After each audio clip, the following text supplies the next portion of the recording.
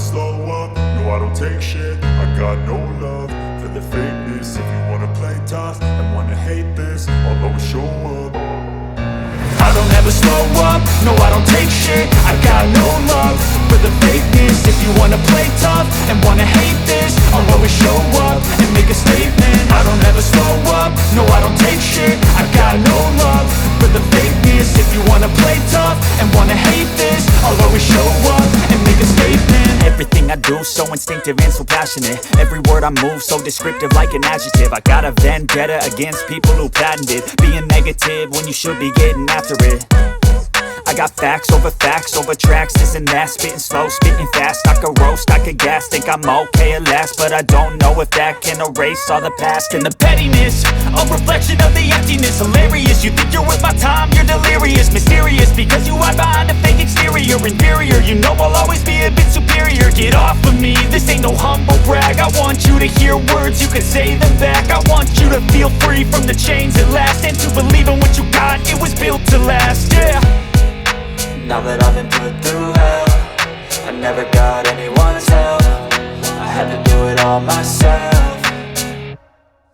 I don't ever slow up, no I don't take shit. I got no love for the fakeness. If you wanna play tough and wanna hate this, I'll always show up and make a statement. I don't ever slow up, no I don't take shit. I got no love for the fakeness. If you wanna play tough and wanna hate this, I'll always show up and make a statement. Gonna learn the consequence of being incompetent. Mental health is confidence, dreams and some honestness. I'm not here to save the day, that's for you to take away. I could play a million mind games, but instead I say something not illogical, something that is topical. Rub it on and watch it go, make yourself unstoppable. Dreams are irresponsible, but they're always possible. If you just believe, you could be so remarkable. Thoughts in my head, a collage and they spread. I'll be great one day, going off of my meds. No, I'm not giving up, no, I'm not giving in. I will make it to the top, taking off in the wind. I gotta make it, I'm saving every day to taste it. I'm patient, but my mind, it can hardly take it. I'm chasing a dream that I've had for several ages. A vacant, modern kingdom for the taking.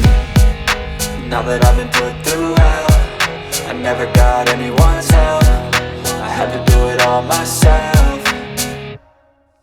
I don't ever slow up, no I don't take shit. I got no love for the fakeness. If you wanna play tough and wanna hate this, I'll always show up and make a statement. I don't ever slow up, no I don't take shit. I got no love for the fakeness. If you wanna play tough and wanna hate this, I'll always show up and make a statement. I don't ever slow up, no I don't take shit. I got no love for the fakeness. If you wanna play tough and wanna hate this, I'll always show up.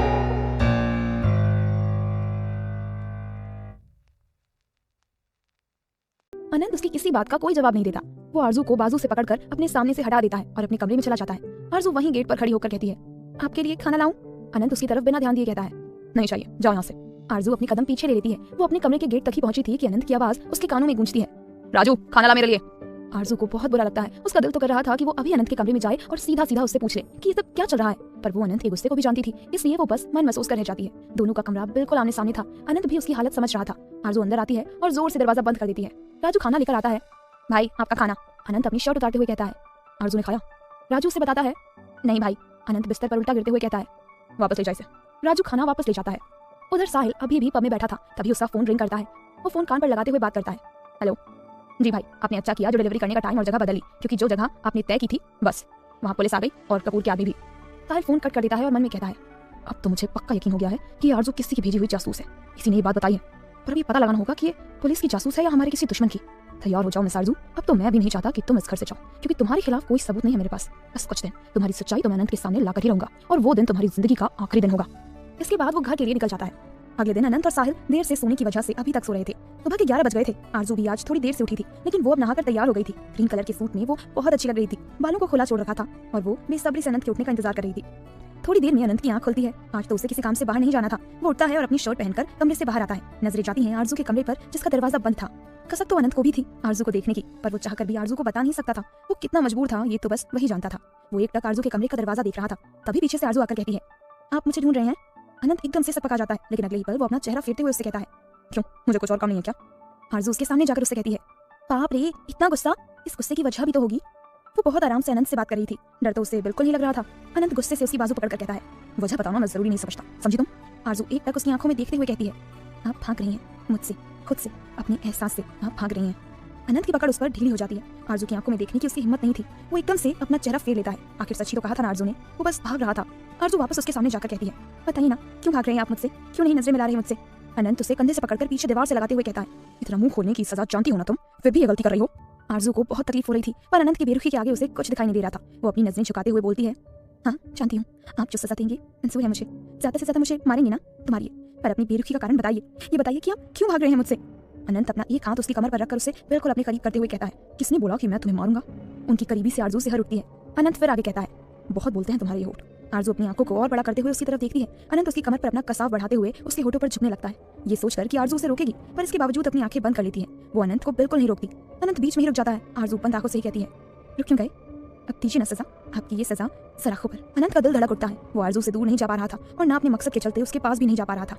उसके ऊपर से आरजू की मासूमियत भरी बातें जो सीधा उसके दिल पर लग रही थी। आरजू अब भी अपनी आंखें बंद किए अनंत के बेहद करीब थी। अनंत ने खुद को कैसे रोक रखा था ये तो वही जानता था। वो एक झटके से आरजू से दूर होता है और बेहद गुस्से से उससे कहता है, अपना सामान पैक करो, अभी के अभी तुम यहाँ से जा रही हो, बस यही तुम्हारी सजा है। ये कहकर वो आरजू की तरफ अपनी पीठ कर लेता है। आरजू अपनी आंखें खोलती है और हैरानी से अनंत की तरफ देखती है, जैसे उसके कहे शब्द पर यकीन ना कर पा रही हो। दोनों में खामोशी छा जाती है, जिसे अनंत तोड़ता है। सुना नहीं तुमने, जाओ और सामान पैक करो। आरजू बीच में ही उससे कहती है, मैं कहीं नहीं जाऊंगी। सुना आपने, कहीं नहीं जाऊंगी। ये कहकर वो अपने कमरे में चली जाती है। अनंत गुस्से से उसके पीछे जाता है। वो आरजू के कमरे में जाकर दरवाजा अंदर से बंद कर लेता है और फिर आरजू के बेहद करीब जाकर कहता है, मुझे ना सुनना बिल्कुल पसंद नहीं, जानती हो ना तुम? आरजू उससे कहती है, हाँ जानती हूँ, पर फिर भी मैं नहीं जाऊंगी। अनंत आगे कहता है, मेरे गुस्से को हवा मत दो आरजू, जो कह रहा हूँ वो सुनो। आरजू रोते हुए उससे कहती है, नहीं बस इस बार मैं आपकी नहीं सुनूंगी। जब मैं यहाँ से जाना चाहती थी तब आपने जाने नहीं दिया और मेरे दिल में मोहब्बत जगाकर अब आप चाहते हैं कि मैं चली जाऊँ। अनंत को आरजू से ये उम्मीद नहीं थी कि वो इस तरह अपने दिल की बात कह देगी। अनंत हैरानी से उसकी तरफ देखता है। आरजू उसके करीब आते हुए कहती है, ये सच है, यही सच है, मुझे नहीं पता कब कैसे कहाँ पर हो गया है। हाँ मुझे आपसे प्यार हो गया है, बेपनाह हो गया है। ये कहकर वो अनंत से लिपट जाती है। आंसू नहीं रुक रहे थे उसके, जो अनंत की कमीज को भिगो रहे थे। आरजू रोते हुए आगे कहती है, बहुत प्यार हो गया है आपसे, बहुत ज्यादा। आप खुद से दूर मत कीजिए, वरना मैं जी नहीं पाऊंगी, नहीं जी पाऊंगी। अनंत के हाथ हवा में ही होते हैं। वो आरजू की तड़प, उसकी बेचैनी, उसके जज्बात महसूस कर पा रहा था, क्योंकि वो भी इसी दौर से गुजर रहा था। उसकी बाहों का घेरा आरजू को अपनी आगोश में भरने लगता है। लेकिन तो क्या होगा आगे? क्या अनंत भी कर देगा आरजू से अपने प्यार का इजहार, या दूर कर देगा वो आरजू को खुद से? क्या आरजू चली जाएगी घर से? क्या साहिल का शक यकीन में बदलेगा, या होगी उसे कोई गलतफहमी? ये जानने के लिए सुनते रहिए बेरहम इश्क।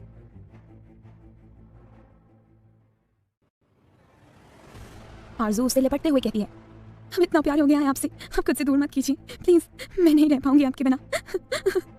अनंत उसके बेहिसाब प्यार को महसूस कर पा रहा था। उसके हाथों का घेरा आरजू की कमर पर कसने वाला होता है, लेकिन वो खुद पर काबू पाते हुए एक झटके से आरजू को खुद से दूर धक्का दे देता है और बेहद गुस्से से कहता है, तुम्हारी बकवास सुनने नहीं आया हूं मैं, जो कहा है वो करो, अपने कपड़े पैक करो और निकलो यहाँ से, आधे घंटे में नीचे आओ अपना सामान लेकर। ये कहकर वो नीचे चला जाता है। उसके दिल पर क्या बीत रही थी ये तो वही जानता था। आरजू अब भी वहीं खड़ी होकर अनंत के शब्दों पर गौर कर रही थी और वो मन में कहती है, मेरा प्यार आपको बकवास लगता है, आप सच में ऐसा चाहते हैं कि मैं यहाँ से चली जाऊँ? पर मैं भी हार नहीं मानूंगी, नहीं जाऊंगी यहाँ से, अनंत जी को छोड़कर नहीं जाऊंगी। आधा घंटा हो जाता है। अनंत उसका नीचे इंतजार कर रहा था, पर आरजू नीचे नहीं आती। तभी साहिल नीचे से जागता हुआ बाहर आता है और अनंत के पास बैठते हुए कहता है, एक काम की खबर मिली है। राजू आता है और दोनों के सामने 2 कप चाय रखकर चला जाता है। अनंत चाय का कप उठाता है। जैसे ही वो कप अपने होठों से लगाने लगता है, उसकी आंखों के सामने आरजू का चेहरा घूम जाता है। वो कसकर अपनी आंखें बंद कर लेता है और चाय वापस रखते हुए कहता है, क्या खबर है? कपूर की गैरकानूनी शराब की फैक्ट्री का पता चल गया है। साहिल चाय पीते पीते बोलता है। अनंत उससे कहता है, तोड़ा देते हैं। साहिल आगे कहता है, बहुत सारा बारूद लगेगा, तो फिक्र मत कर, 2 दिन में बारूद भी आ जाएगा। अनंत उसकी बात पर फिर से कहता है, तो फिर ठीक है, अगले हफ्ते तक उसकी फैक्ट्री नहीं रहेगी। अनंत के कानों में किसी औरत की चीखें गूंजने लगती है और आंखों के आगे आग की लपटें। वो पूरा पसीने से भर जाता है। अंदर ही अंदर जल रहा था वो। साहिल उसे देखते हुए कहता है, ये सीने के अंदर लगी आग को बुझने मत दियो, ये आग मेरे सीने में भी दहक रही है। अनंत फिर उससे कहता है, अब तो ये आग कपूर की मौत के बाद ही बुझेगी। अनंत इस वक्त गुस्से से पूरा भरा हुआ था। वो घड़ी में टाइम देखता है और फिर मन में कहता है, ये अभी तक नीचे क्यों नहीं आई? साहिल अपने कमरे में जाते हुए कहता है, मैं ना कर आया, फिर चलते हैं। अनंत दोबारा ऊपर जाता है। आरजू के कमरे का दरवाजा बंद था। अनंत दरवाजा नॉक करता है। आरजू अंदर से ही कहती है, कौन है? अनंत उससे कहता है, 1 घंटा हो गया है, अभी तक तुम्हारा सामान नहीं पैक हुआ। आरजू उससे कहती है, मैंने कह दिया ना, मैं आपको छोड़कर कहीं नहीं जाऊंगी। वो मासूमियत से बोलती है। अनंत फिर मन में कहता है, क्यों मेरी मुश्किलें बढ़ा रही हो तुम? पर अगले ही पल वो खुद पर काबू पाते हुए उससे कहता है, बेकार की जिद मत करो आरजू, तुम यहाँ से जाओगी मतलब जाओगी। आरजू हल्का सा गेट खोलकर कहती है, मैं नहीं जाऊंगी मतलब नहीं जाऊंगी। ये कहकर वो गेट बंद करने लगती है, लेकिन अनंत अपने एक हाथ से गेट को पकड़ लेता है और अंदर चला जाता है। आरजू अंदर ही अंदर बहुत डर रही थी, पर वो चेहरे से पता नहीं चलने देती। वो डर के मारे एक एक कदम पीछे होने लगती है और अनंत गुस्से में एक एक कदम उसकी तरफ बढ़ाने लगता है, तो तुम यहाँ से नहीं जाओगी। आरजू अपनी नजरें नीचे करके सिर हिलाकर नाम में इशारा करती है। अनंत उसके करीब जाकर उसकी बाजू पकड़कर अपने करीब करते हुए उससे कहता है, जिन रास्तों पर तुम चलने की कोशिश कर रही हो ना, कुछ नहीं मिलेगा तुम्हें इस रास्ते पर, समझी? आरजू उसकी आंखों में देखकर कहती है, मिलेगा ना? आपका साथ, आपका प्यार। अनंत गुस्से से उसे पीछे दीवार से लगाते हुए कहता है, और सोई बकवास करती, दोबारा मत करना। कोई नहीं लगती हो तुम मेरी, और जो रिश्ता तुम बनाने की सोच रही हो वो कभी नहीं बनेगा। आराम से कह रहा हूँ, अपना सामान पैक करो, और इस बार ना की तो अंजाम तुम जानती हो। ये कहकर वो आरजू से पीछे होकर वहां से जाने लगता है। पीछे से आरजू कहती है, रिश्ता तो बन रहा है पर आप बनाना नहीं चाहते। अनंत के कदम वहीं रुक जाते हैं। आरजू उसके सामने जाकर फिर उससे कहती है, रिश्ता तो बन गया है, दिल से दिल का रिश्ता, आप मानी या ना मानी। वो बहुत आराम से अपनी बात बोलती है। अनंत की धड़कनें बढ़ जाती हैं। आरजू की आंखों की कशिश उसे अपनी तरफ खींच रही थी। वो अपना चेहरा फेर लेता है। आरजू बेचारा। आरजू फिर उसे आगे कहती है, चेहरा फेरने से सच्चाई नहीं बदल जाएगी। वो अपना हाथ अनंत के धड़कते दिल पर रखती है। अनंत हैरानी से उसकी तरफ देखता है। आरजू आगे कहती है, आपकी बढ़ी हुई धड़कनें बता रही हैं कि मेरा बोला एक एक लफ्ज सच है। वो अनंत के और भी करीब जाकर कहती है, बोलिए ना, आप भी करते हैं ना मुझसे मोहब्बत। अनंत बीच में ही एक चाटा रख कर देता है उसके गोरे गोरे गाल पर और उस पर गरजते हुए कहता है, बस बहुत हो गई बकवास, एक लफ्ज और नहीं। आरजू अपनी गाल पर हाथ रखकर आंखों में आंसू और होठों पर मुस्कान सजाए अनंत की तरफ देखती है। मुझे मेरा जवाब मिल गया। आपका गुस्सा बता रहा है कि मैंने जो भी बोला वो सब सच है। आपका दिल चीख चीख कर कह रहा है कि मोहब्बत हो गई है आपको, और यही वजह है कि आप मुझे यहाँ से भेजना चाहते हैं। अनंत उसकी बातों का कोई जवाब नहीं दे पाता। आरजू आगे बोलते हुए कहती है, आपको डर है कि अगर मैं आपके सामने रही तो आप खुद को रोक नहीं पाएंगे, कभी ना कभी आपके दिल की बात जुबान पर आ ही जाएगी। अनंत अपना चेहरा फेर लेता है। आरजू उसके सामने जाते हुए फिर उससे कहती है, बोलिए ना, चुप क्यों हो गए, जवाब दीजिए मेरी बातों का। डर है ना आपको कहीं मेरा प्यार आपके नकली गुस्से पर भारी ना पड़ जाए, इसलिए तो अपनी तरफ आने वाला हर रास्ता बंद कर रहे हैं आप। पहले कमरे में आने से मना कर दिया, फिर खुद के करीब आने से भी रोक दिया, और अब घर से जाने को बोल दिया। अनंत उससे कहता है, ऐसा कुछ नहीं है। आरजू फिर उससे कहती है, ऐसा नहीं है तो साबित कीजिए, मत रोकिए मुझे खुद के करीब आने से। वो उसके सीने से लगते हुए बोलती है, मत रोकिए मेरी बहकते कदमों को। वो उसकी पीठ पर अपनी बाहें कसते हुए बोलती है, किसी न किसी दिन तो मेरा प्यार आपके दिल तक पहुंचेगा। अनंत उसके बालों को कसकर पकड़ लेता है। उसका चेहरा ऊपर करते हुए कहता है, तुम्हारी ये चंद अदाएं मुझे नहीं बहका सकती। तुम्हारा ये प्यार मेरे दिल तक नहीं पहुंच सकता। तुम भी यही हो और मैं भी यही हूँ, देखते हैं कितना दिन चलता है तुम्हारा ये नाटक। ये कहकर वो एक झटके से आरजू को खुद से दूर करता है। आरजू मुस्कुराते हुए कहती है, आप अपनी बेरुखी दिखाइए और हम अपनी मोहब्बत दिखाएंगे, देखते हैं किसकी जीत होती है। अनंत बाहर जाते हुए कहता है, तुम्हारी बकवास सुनने का शौक नहीं है मुझे। आरजू एकदम से उसका हाथ पकड़ लेती है। अनंत उसकी तरफ गुस्से से देखता है। आरजू अपने लाल हुए गाल पर हाथ रखते हुए कहती है, आपकी बेरुखी का पहला तोहफा अच्छा था। अनंत का ध्यान उसके गाल पर जाता है जो पूरा लाल हो गया था और अनंत की उंगलियों के निशान वहां साफ चमक रहे थे। उसके दिल में एक टीस सी उठती है, पर अगले ही पल वो अपनी नजरें फेर कर आरजू के हाथ से अपना हाथ छुड़वाते हुए वहां से चला जाता है। आरजू की बातें सीधे उसके दिल पर लग रही थी। आखिर प्यार तो वो भी बहुत करता था आरजू से, बस वो कह नहीं सकता था।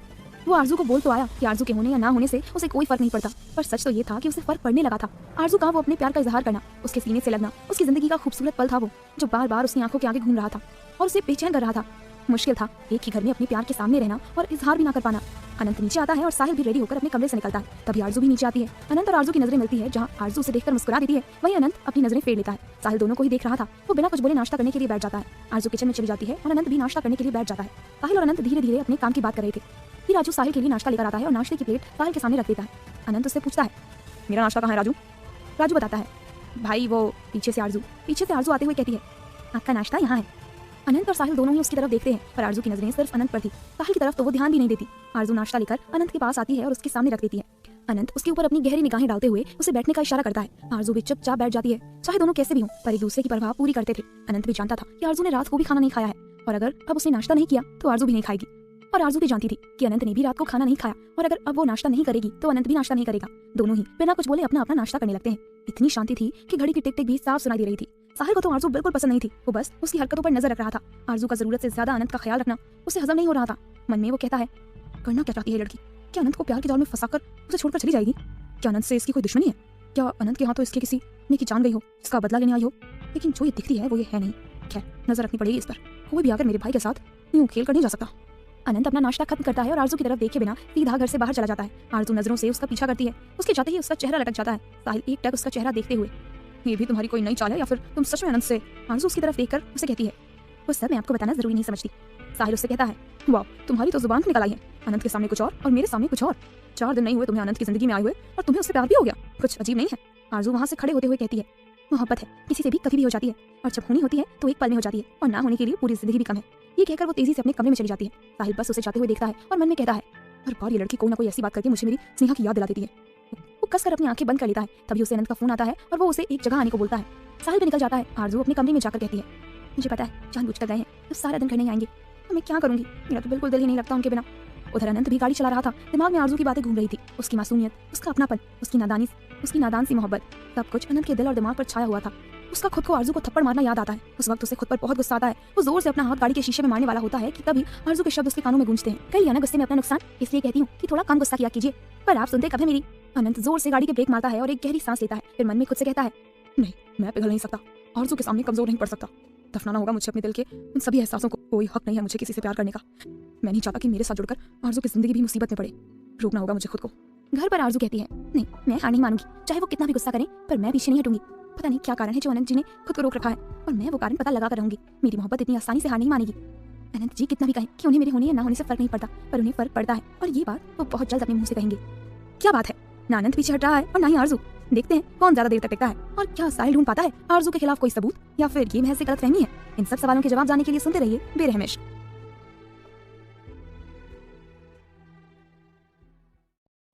आरजू खुद से कहती है, मैं भी देखती हूँ कि कब तक अपने दिल की बात नहीं कहते। मजबूर कर देगी मेरी मोहब्बत उन्हें, नहीं रोक पाएंगे खुद को मेरे करीब आने से।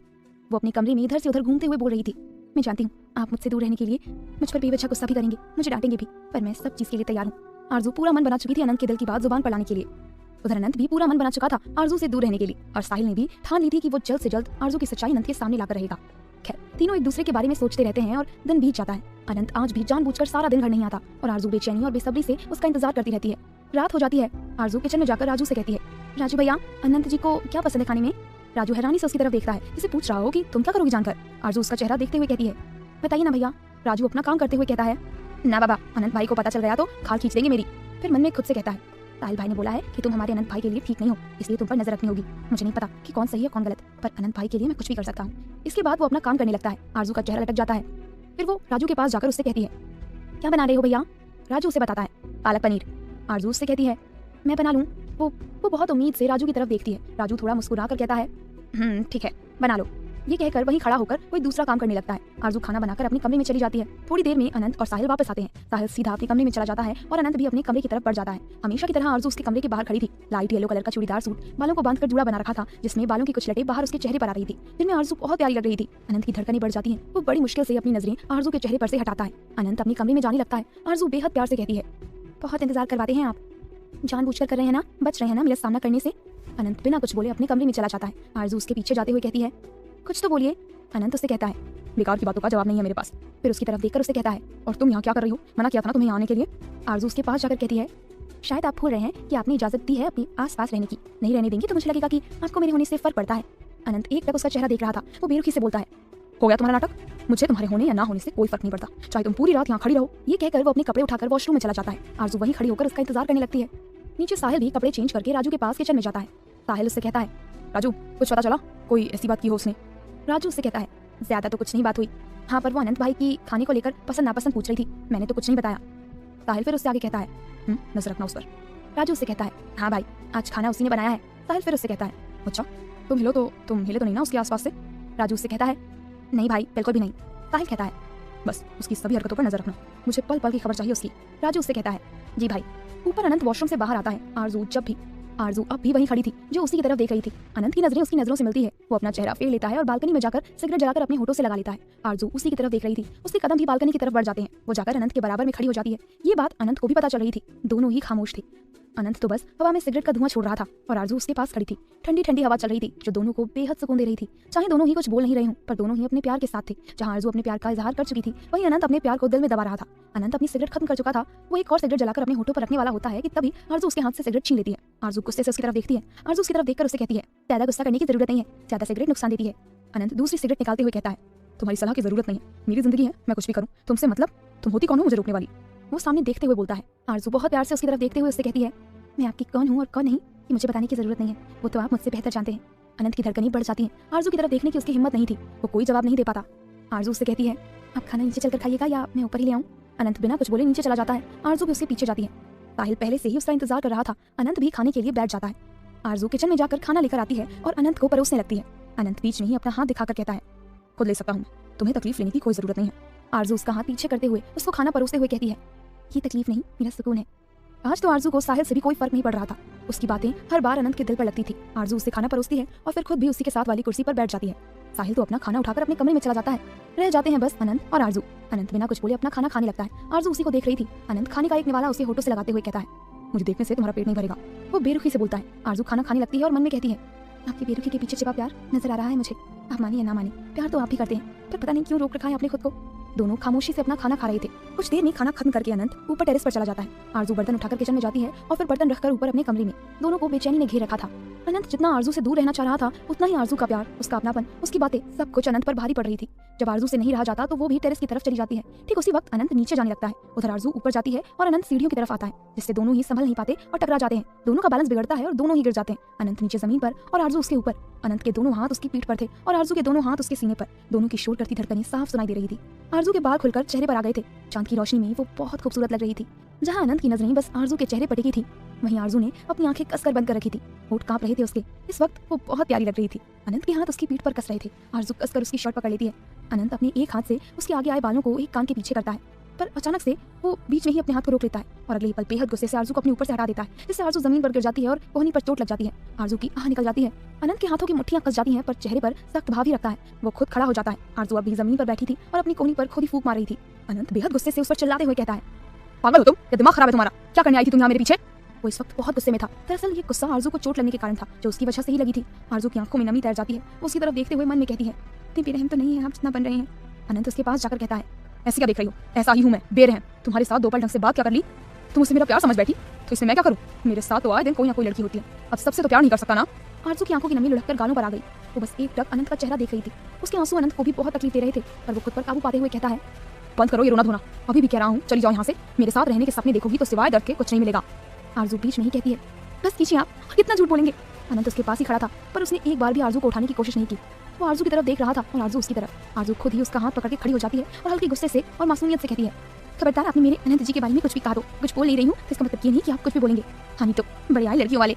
क्या करे अनंत, कहाँ जाए? एक तरफ उसका अपना मकसद, अपना बदला, और दूसरी तरफ मासूम सी आरजू और उसका मासूम सा प्यार। उसका दिल कर रहा था कि आरजू को कसकर गले लगा ले, उसके आंसू साफ करे, उसको बोल दे कि वो भी कितना प्यार करता है उससे, पर वो चाहकर भी ये नहीं कर सकता था। आरजू अपने आंसू साफ करते हुए वहाँ से जाने लगती है, लेकिन अनंत उसका हाथ पकड़कर रोक लेता है। उसे नहीं पता ऐसा उसने क्यों किया। आरजू का दिल धक धक करने लगता है। वो पीछे मुड़कर अनंत की तरफ देखती है। एक कशिश थी उसकी नजरों में, जिनमें अनंत डूब रहा था, लेकिन अगले ही पल वो उसका हाथ छोड़ देता है और उसकी तरफ पीठ कर लेता है। आरजू उसके पास जाकर कहती है, आरजू उसके पास जाकर पीछे से उसको अपने आगोश में लेकर अपनी बाहें उसके सीने पर रखते हुए अपना चेहरा उसकी पीठ से दिखा देती है। अनंत अपनी आंखें बंद कर लेता है और आरजू अपनी। अनंत उसे खुद से दूर नहीं कर पा रहा था। कुछ देर दोनों ऐसे ही खामोशी से रहते हैं। दोनों ही एक दूसरे को महसूस कर रहे थे। दोनों ने अभी भी अपनी आंखें बंद की हुई थी। थोड़ी देर बाद आरजू उससे अलग होकर बिना कुछ बोले नीचे चली जाती है और अनंत वहीं खड़े आंखें बंद किए उसे महसूस कर रहा था। शायद वो आरजू को गले लगाना चाहता था, लेकिन लगा नहीं पाया और आरजू उसके दिल की बात समझ गई थी। आरजू का प्यार बदल देगा अनंत को? क्या वो छोड़ देगा अपने मकसद को, या उसकी वजह से आरजू पर आएगी कोई मुसीबत जिससे अनंत दूर कर देगा आरजू को खुद से? ये जानने के लिए सुनते रहिए बेरहम इश्क। आरजू अनंत से अलग होकर बिना कुछ बोले नीचे चली जाती है। अनंत अब भी अपनी आंखें बंद किए उसे महसूस कर रहा था, पर अगले ही पल उसे एहसास होता है कि उसने क्या किया है। उसे खुद पर गुस्सा आता है। वो गुस्से से अपना हाथ दीवार पर मारते हुए कहता है, कैसे कर सकता हूँ मैं ऐसे? वो मेरे करीब आई और मैंने उसे रोका भी नहीं। मेरे ऐसा करने से वो और भी ज्यादा जुड़ जाएगी मुझसे, जो उसके लिए ठीक नहीं है। ये सब सोचते हुए वो एक सिगरेट अपने होठों पर रखने लगता है, पर अगले ही पल उसे आरजू का रुकना याद आ जाता है। वो सिगरेट अपने होठों से हटाने वाला होता है कि मन में कहता है, ये क्या कर रहा हूँ मैं? मुझे उसकी बातों से, उसके होने या ना होने से फर्क पड़ रहा है, और यही मैं नहीं चाहता। वो अपना सिगरेट अपने होठों में दबा लेता है। नीचे आरजू अपने कमरे में जाकर खुद को आईने में देखते हुए कहती है, ये सच में मैं ही थी ना? उसे वो पल याद आ जाता है जब उसने खुद आगे बढ़कर अनंत को अपने आगोश में लिया था। अपनी हरकत पर वो खुद ही शर्मनाक महसूस कर रही थी और अपना चेहरा अपने हाथों में छिपा लेती है। फिर वो अनंत के ख्यालों में कोई बिस्तर पर लेट जाती है। जल्दी ही उसे नींद आ जाती है। अनंत अब नीचे आता है और अपने कमरे की तरफ बढ़ने लगता है, पर उसका ध्यान जाता है आरजू के कमरे पर, जिसका दरवाजा खुला हुआ था। ना चाहते हुए भी उसके कदम आरजू के कमरे की तरफ बढ़ जाते हैं। वो हल्का सा झांक कर देखता है, आरजू सो रही थी। अनंत धीरे से अंदर चला जाता है और जी भर कर आरजू को निहारता है। फिर उसका ध्यान उसकी कोहनी में लगी चोट पर जाता है, जिस पर खून जम गया था। वो अपने कमरे में जाता है और दवाई लेकर आता है और बहुत प्यार से उसकी चोट पर दवाई लगा देता है। फिर उसको सही से कंबल उड़ाकर हल्के से उसका माथा चूमकर पीछे हो जाता है और दरवाजा बंद करके अपने कमरे में चला जाता है। बिस्तर पर उल्टा गिर वो अपनी आंखें बंद कर लेता है और आरजू के ख्यालों में खोए हुए उसे नींद आ जाती है। साहिल तो कब का सो गया था। अगली सुबह अनंत अभी भी बिस्तर पर अलसाया सा लेटा था। बालकनी से आती हल्की हल्की धूप उसके चेहरे पर पड़ रही थी, जिसमें उसका चेहरा चमक रहा था। वो अपनी आंखें खोलता है और उठकर बिस्तर से टेक लगाकर बैठ जाता है और एक सिगरेट जलाकर होठों पर रखने वाला होता है कि तभी गेट खोलकर आरजू अंदर आती है। अनंत उसकी तरफ देखता है। ब्लैक कलर का पटियाला सूट, नीले खुले बाल जो कि उसके चेहरे पर आ रहे थे, हाथों में 2 कप चाय और होठों पर एक प्यारी सी स्माइल। ओहो, नजरें नहीं हटा पा रहा था वो अपनी। आरजू एक एक कदम चलती उसके पास जाकर बिस्तर पर बैठ जाती है और बिना कुछ बोले अनंत के होठों से सिगरेट निकालकर एक तरफ फेंक देती है। अनंत घूर कर उसे ही देख रहा था, जो आरजू को भी पता था। वो चाय का कप उठाकर अनंत की तरफ बढ़ाते हुए कहती है, मुझे बाद में खोले ना, पहले चाय पी लीजिए। अनंत एक हाथ चाय के कप में मारता है, जिससे थोड़ी सी चाय अनंत के हाथ पर गिरती है और कप नीचे गिरकर टूट जाता है। आरजू हैरानी से उसकी तरफ देखती है। अनंत एक झटके से उसके बालों को पकड़कर उसका चेहरा ऊपर करते हुए कहता है, मत कोशिश करो मेरे करीब आने की, जल जाओगी। आरजू को बहुत दर्द हो रहा था, पर वो उफ तक नहीं करती, बल्कि मुस्कुराते हुए कहती है, मत रोकिए खुद को मेरे करीब आने से, बहुत प्यार करती हूँ आपसे, इतना प्यार की अगर चलना भी पड़े तो कोई परवाह नहीं। अनंत एक टक उसकी तरफ देख रहा था और आरजू उसकी तरफ। देखना चाहेंगे आप? ये कहकर वो दूसरे चाय का कप उठाकर अपने हाथ पर चाय गिरा देती है। चाय गर्म थी, लेकिन मजाल है आरजू ने उफ तक भी की हो। अनंत एकदम से उसका हाथ पकड़कर कहता है, पागल हो तुम, ये क्या किया तुमने? चलो ये पानी के नीचे। आरजू बीच में ही अपना हाथ पीछे खींचते हुए कहती है, कहने दीजिए, मैं भी चलकर देखना चाहती हूँ। ये कहकर वो अपने कमरे में चली जाती है। अनंत अपने बालों में अपनी उंगलियां फंसाकर वहीं बैठ जाता है। उसकी आंखों के आगे आरजू की आंखें घूम रही थी, जिसमें उसे एक जुनून नजर आ रहा था, मोहब्बत का जुनून। साहिल भी उठ गया था और वो नीचे गार्डन में बैठा चाय पी रहा था। कुछ देर में अनंत रेडी होकर अपने कमरे से बाहर आता है। नजरें जाती है सामने आरजू के कमरे पर। दरवाजा खुला हुआ था और आरजू अपने ख्यालों में खोई बालकनी में खड़ी थी। अनंत एक नजर उसको देखकर नीचे चला जाता है। चाय गिरने की वजह से अनंत के हाथ में जलन हो रही थी। वो मन में कहता है, मेरे ऊपर तो थोड़ी सी चाय गिरी है, तब इतनी जलन हो रही है। फिर आरजू को तो उसका दिल तड़प उठता है। नहीं रोक पाता वो खुद को। उसके कदम वापस आरजू के कमरे की तरफ बढ़ जाते हैं। आरजू भी अब बालकनी से कमरे में आ गई थी। अनंत दंदनाता हुआ उसके कमरे में जाता है और एकदम से आरजू के पास जाकर उसका हाथ देखने लगता है, जो जल गया था। आरजू को जरा सी खरोच भी लग जाए तो वो भी बर्दाश्त नहीं होता था अनंत से, और यहाँ तो उसने खुद अपना हाथ चला लिया था। वो गुस्से से आरजू की तरफ देखता है। आरजू अपनी पलकें झुका लेती है। अनंत उसे खींचकर नीचे किचन में ले जाता है और आइस लेकर उसके हाथों पर लगाने वाला होता है कि आरजू अपना हाथ पीछे खींच लेती है। अनंत उसकी तरफ गुस्से से देखते हुए कहता है, हाथ दो अपना। आरजू कोई जवाब नहीं देती और न अपना हाथ आगे करती है। अनंत दोबारा से कहता है, हाथ दो अपना। सुना नहीं तुमने? आरजू बेहद आराम से कहती है, लगी तो आपके हाथ में भी है, पहले आप अपना हाथ दीजिए। अनंत उससे फिर कहता है, जिद मत करो आरजू, मुझे आदत है इन सबकी। आरजू उससे कहती है, और यही आदत मैं भी डालना चाहती हूँ, या तो आप भी अपना हाथ दीजिए या फिर मुझे मेरे हाथ पर छोड़ दीजिए। अनंत गुस्से से आइस क्यूब नीचे फेंकते हुए कहता है, ठीक है, जो जी में आए वो करो, आई डोंट केयर। ये बोलते हुए वो घर से बाहर चला जाता है। साहिल उसे आवाज लगाते हुए वो भी उसके पीछे जाता है। आरजू अपने मन में कहती है, यार तो आप मेरी बहुत करते हैं, यकीन है मुझे कि मेरे हाथ पर दवाई तो आप ही लगाएंगे। वो मुस्कुराते हुए ये सब सोचते हुए अपने कमरे में चली जाती है। दूसरी तरफ अनंत घर से निकल तो आया था, पर उसका दिल और दिमाग दोनों आरजू में अटका हुआ था। वो बस चुपचाप गाड़ी चला रहा था और साहिल उसे देख रहा था। साहिल उसे देखते हुए कहता है, क्या हुआ है तुझे? अनंत उससे कहता है, मुझे क्या होगा, कुछ भी तो नहीं। साहिल फिर उससे पूछता है, किससे छिपा रहा है? मुझसे। साफ दिख रहा है तेरे चेहरे से कि तुझे प्यार हो गया है उस लड़की से। अनंत एकदम से गाड़ी के ब्रेक मारता है और बिना कुछ बोले गाड़ी से उतरकर एक सिगरेट जलाकर होठों पर रख लेता है। साहिल बाहर निकलकर उसके पास जाकर कहता है, बोलना, चुप क्यों हो गया? अनंत फिर उससे कहता है, बेकार बातों का कोई जवाब नहीं होता। साहिल हल्का सा मुस्कुरा कर कहता है, किससे पागल बना रहा है मुझे? मैं तुझे तुझसे ज्यादा जानता हूँ। अनंत आगे कहता है, कह दिया ना, ऐसा कुछ नहीं है, फालतू बात मत कर। ये कहकर वो सिगरेट एक तरफ फेंककर वापस गाड़ी में बैठ जाता है। साहिल अपने मन में कहता है, ये मोहब्बत की दुनिया मेरे दोस्त, तुमने तो अभी अभी इसमें कदम रखा है, मैं तो कब से इस दुनिया में भटक रहा हूँ। अनंत गाड़ी का हॉर्न बजाता है। साहिल वापस आकर अंदर बैठ जाता है। अनंत गाड़ी भगा देता है सड़क पर। घर पर आरजू थी। उसके हाथ में बहुत दर्द हो रहा था, लेकिन फिर भी वो अपने हाथ पर दवाई नहीं लगा रही थी। कुछ आदमी आपस में बात कर रहे थे। वहीं साहिल किसी आदमी से बात कर रहा था। वो आदमी कहता है, जितना चाहो उतना मिल जाएगा, रोकड़ा लगेगा। साहिल उससे कहता है, जितना चाहो उतना। वो आदमी फिर उससे कहता है, 2 दिन बाद यहीं आकर अपना सामान ले जाना। अनंत साहिल से कहता है, एडवांस दे से। वो आदमी उससे कहता है, नहीं भाई, आपसे एडवांस नहीं दूंगा, आपकी जुबान पर तो सबको भरोसा है। कुछ देर में दोनों घर के लिए निकल जाते हैं। शाम हो गई थी। आरजू बालकनी में ही खड़ी थी। उससे ये था कि हमेशा की तरह अनंत आज भी देर रात तक ही आएगा, पर उसी वक्त धूल उड़ाती अनंत की गाड़ी बंगले में आती है। आरजू का तो चेहरा खिल जाता है। जैसे ही अनंत गाड़ी में से उतरता है, उसकी नजरें जाती हैं बालकनी में खड़ी आरजू पर। दोनों की नजरें मिलती हैं। साहिल अभी भी गाड़ी में बैठा दोनों को देख रहा था। वो गाड़ी स्टार्ट करके वापस घर से बाहर चला जाता है। अनंत आरजू को नजरअंदाज करके घर के अंदर आता है और हॉल में रखे सोफे पर बैठ जाता है और सोफे से अपना सिर टिकाकर अपनी आंखें बंद कर लेता है। आरजू जल्दी जल्दी नीचे आती है। अनंत वैसे ही बैठे हुए कहता है, राजू पानी दे। पर उस वक्त राजू किचन में नहीं था। उसे साहिल ने किसी काम से भेजा था। आरजू पानी लेने के लिए किचन में जाती है। अनंत फिर से कहता है, राजू। तभी आरजू पानी लेकर उसके पास आकर धीरे से कहती है, राजू भैया तो नहीं है, ये लीजिए पानी। अनंत आरजू की तरफ देखता है और बिना कुछ बोले पानी का ग्लास उठाकर अपने होठों से लगा लेता है। पानी पीते पीते उसका ध्यान आरजू के जले हुए हाथ पर जाता है, लेकिन वो कुछ बोलता नहीं। पानी पीकर वो गिलास टेबल पर रखकर वापस पीछे सिर टिकाकर अपनी आंखें बंद कर लेता है। आरजू बस एक टक उसे ही देख रही थी। फिर वो धीरे से अनंत के पीछे जाकर अपने कोमल कोमल हाथों से उसका माथा दबाते हुए बेहद प्यार से कहती है, थक गए आप? कितना प्यार, कितना अपनापन था उसकी आवाज में। अनंत चाहकर भी उसे खुद से अलग नहीं कर पा रहा था। बेहद सुकून मिल रहा था उसको। आरजू उसका माथा दबाते हुए कहती है, आपके लिए चाय लाऊं? चाय के नाम से ही अनंत को आरजू का खुद का हाथ जलाना याद आ जाता है, जो उसके गुस्से को हवा दे देता है। फिर भी वो अपने गुस्से पर काबू पाकर एक झटके से उसका हाथ अपने माथे पर से हटा देता है और उठकर अपने कमरे में चला जाता है। आरजू नजरों से उसका पीछा करती है। फिर चेहरा लटकाकर वो किचन में चली जाती है और अनंत के लिए चाय बनाने लगती है। चाय बनाकर वो चाय को कप में डालकर दूसरे नौकर को आवाज लगाती है। फिर उसे अनंत का उसकी झूठी चाय पीना याद आ जाता है और साथ में उसके होठों पर स्माइल आ जाती है। वो चाय का कप उठाकर अपने होठों से लगा लेती है। इतने में दूसरा नौकर उसके पास आता है। आरजू उसके हाथ में चाय की ट्रे देते हुए कहती है, जाओ ये अनंत जी को देकर आओ। नौकर चाय लेकर ऊपर चला जाता है। अनंत के कमरे को नॉक करते हुए कहता है, भाई आपकी चाय। अनंत समझ जाता है कि ये चाय आरजू नहीं बनाकर भेजी है। इस वक्त उसे चाय की जरूरत भी थी। वो बिना कोई तमाशा किए चाय का कप उठा लेता है और नौकर को जाने का इशारा करता है। चाय का पहला घूंट पीते ही उसे पता चल जाता है कि आरजू ने इसमें अपना प्यार मिलाकर भेजा है, लेकिन फिर भी वो घूंट घूंट कर सारी चाय खत्म कर जाता है। साहिल एक होटल में बैठा किसी आदमी को आरजू की फोटो दिखाकर छानबीन कर रहा था। वो आदमी कहता है, कुछ दिन दो भाई मुझे, इसकी सारी जन कुंडली आपके पास होगी।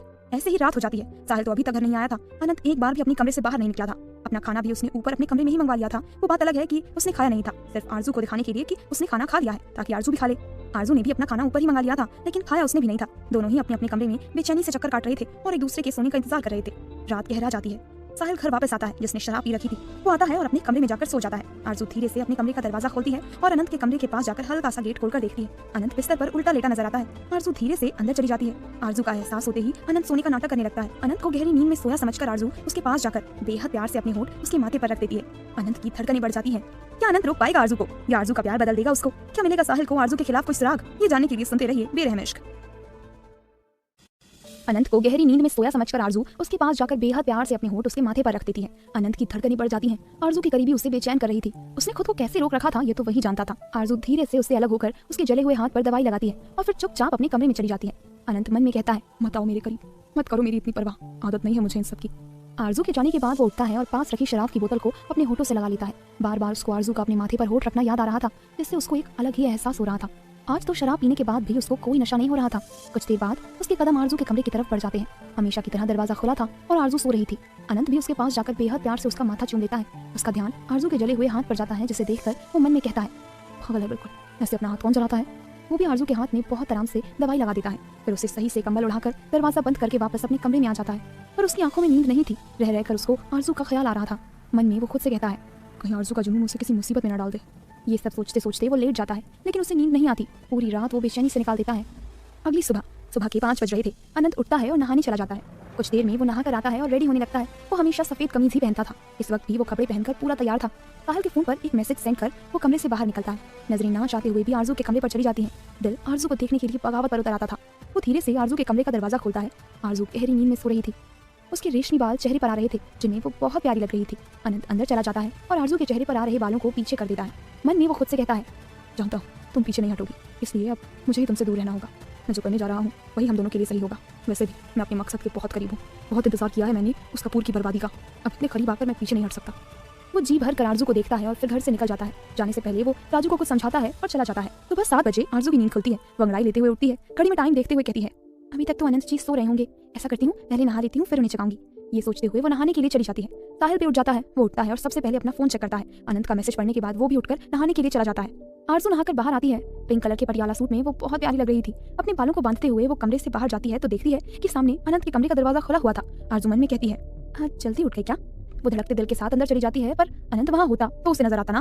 वो बालकनी में भी देखती है, पर कोई फायदा नहीं, शायद नीचे होंगे। ये सोचकर वो नीचे की तरफ भागती है। वो जल्दी जल्दी सीढ़ियां उतर रही थी। ठीक उसी वक्त साहिल भी अपने कमरे से बाहर आता है। आरजू उससे टकराते टकराते बचती है। साहिल उसकी तरफ घूर कर देखता है। आरजू तुरंत अपनी नजरें झुका लेती है। साहिल उसे घूरता हुआ घर से बाहर चला जाता है। उसके जाते ही आरजू राहत की सांस लेती है। फिर वो इधर उधर नजरें घुमाकर अनंत को ढूंढती है। फिर वो बाहर गार्डन में जाकर देखती है और अनंत को वहाँ ना पाकर उसका चेहरा लटक जाता है। वो जल्दी से राजू के पास किचन में जाती है। आरजू उससे कहती है, भैया अनंत जी कहाँ हैं। राजू अपना काम करते हुए उसे बताता है, वो तो सुबह जल्दी ही चले गए। आरजू का दिल बुरी तरह टूट जाता है। बस एक आंसू नहीं बहते उसके, बाकी कोई कमी नहीं थी। लो चाय पी लो। राजू की आवाज से वो होश में आती है और वापस अपने कमरे में जाते हुए कहती है, नहीं चाहिए। राजू वापस अपना काम करने लगता है। उधर अनंत एक जले हुए घर में था जो बहुत ही पुराना था, लेकिन उस घर को लगी आग की लपटें अभी भी अनंत को दिखाई दे रही थी। कानों में भयानक चीखें गूंज रही थी, भाग जा अनंत, भाग जा, तुझे मेरी कसम। बस यही सुनाई दे रहा था अनंत को। वो पूरा गुस्से से और पसीने से भरा था। 2 आंसू भी लुढ़क कर गालों पर आ गए थे, पर वो खुद पर काबू पाते हुए अपने हाथों की मुट्ठी कस लेता है और वही आंसू अब गुस्से का रूप ले चुके थे। तभी साहिल पीछे से आकर उसके कंधे पर हाथ रखता है। तू यहाँ क्या कर रहा है। अनंत उससे कहता है, खुद को याद दिलाने आया था कि मेरी जिंदगी का बस एक ही मकसद है, उस कपूर की बर्बादी, उसकी दर्दनाक मौत, उसकी चीखें, यही सब है मेरी जिंदगी में। इन सब के अलावा किसी और को आने की इजाजत नहीं है और ना ही मैं आने दूंगा। ये कहकर वो बाहर चला जाता है। साहिल समझ जाता है कि वो आरजू की बात कर रहा है। वो गहरी सांस लेकर उसके पीछे जाता है। बाहर खड़ा अनंत हवा में सिगरेट के छल्ले बना रहा था। साहिल उसके कंधे पर हाथ रखता है पर कुछ बोलता नहीं है। वो बिना बोले ही बहुत कुछ बोल गया था। घर पर आरजू अपने कमरे में जाकर खुद से कहती है, सच समझती हूँ मैं, जानबूझकर मुझसे दूर जा रही हो आप, पर मैं आपको खुद से दूर नहीं जाने दूंगी। तभी राजू उसके कमरे का दरवाजा नॉक करते हुए कहता है, खाना ले लो। आरजू अंदर से ही कहती है, भूख नहीं है भैया। राजू खाना वापस ले जाता है। दोपहर हो जाती है पर आरजू कुछ नहीं खाती। दोपहर को अनंत राजू को फोन करता है। राजू कहता है, जी भाई। अनंत उससे पूछता है, आरजू ने खाना खाया। राजू बताता है, नहीं भाई, खाना क्या, उन्होंने तो चाय भी नहीं पी। ये सुनते ही अनंत फोन कट कर देता है और मन में कहता है, कब तक नहीं खाओगी, कभी ना कभी तो टूटोगी तुम, कभी तो तुम्हारा सब्र जवाब देगा। वो गुस्से से ये सब सोच रहा था पर अंदर से दिल बेचैन था उसका। इतना आसान नहीं था अपनी मोहब्बत से दूर रहना। खैर वो अपने सारे ख्याल झटक कर गाड़ी में बैठकर कहीं चला जाता है। दोपहर से शाम और शाम से रात हो जाती है पर अनंत घर नहीं आता। हमेशा की तरह आरजू बालकनी में खड़ी होकर उसका इंतजार कर रही थी। रात 10 बजे के करीब साहिल घर आता है। उसे अकेला देखकर आरजू का चेहरा लटक जाता है। राजू जबरदस्ती उसका खाना कमरे में रख गया था पर अभी तक आरजू ने उसे छुआ भी नहीं था। साहिल अपना खाना खाकर अपने कमरे में चला जाता है। आरजू अब भी बालकनी में थी। 12 बज गए थे पर अनंत नहीं आया था। 2 बजते हैं और फिर 4 बजते हैं। आरजू बालकनी में रखी कुर्सी पर बैठे बैठे ही सो गई थी। खाना अब भी वैसे ही रखा था। अनंत घर के पीछे वाले रास्ते से कब का घर आ गया था पर वो अपने कमरे में नहीं आता और उस रास्ते के बारे में आरजू को नहीं पता था। उसे तो यही लग रहा था कि अनंत घर आया ही नहीं। उधर अनंत को भी नींद नहीं आ रही थी। उसका दिल भी आरजू को देखने का कर रहा था पर इस बार वो खुद पर काबू पा लेता है। सुबह होने से पहले ही वो फिर घर से चला जाता है। कुछ देर बाद पूरी तरह सुबह हो जाती है। सूरज की किरणें आरजू के चेहरे पर पड़ती हैं जिससे उसकी आंखें खुलती हैं। वो एकदम से चौंक कर उठती है और जल्दी से अंदर आकर टाइम देखती है। फिर अनंत के कमरे की तरफ बढ़ जाती है। अनंत को वहाँ ना पाकर फिर दिल उदास हो जाता है उसका। लेकिन अगले ही पल अनंत के परफ्यूम की खुशबू मतलब वो आए थे। और मतलब वो आए थे और मेरे उठने से पहले ही चले गए। जानबूझकर कर रहे हैं ऐसा। लगभग वो रुआंसी होकर बोलती है। दिल रो रहा था उसका। अनंत ने पूरा दिल बना लिया था उससे दूर रहने का। हालांकि बेचैन तो वो भी बहुत था। पूरे 4 दिन हो गए थे उसको ऐसा करते हुए। 4 दिन से ना तो अनंत ने आरजू को देखा था और ना ही आरजू ने अनंत को। आरजू ने खाना पीना लगभग ना के बराबर ही कर दिया था। अनंत राजू से उसकी पूरी खबर लेता था और राजू अनंत का वास्ता देकर जबरदस्ती आरजू को खाना खिला देता था। पूरे 4 दिन हो गए थे। आरजू बहुत ज्यादा बेचैन हो गई थी। अब तो उसको ऐसा लग रहा था कि अब वो अगर अनंत को नहीं देखेगी तो मर जाएगी।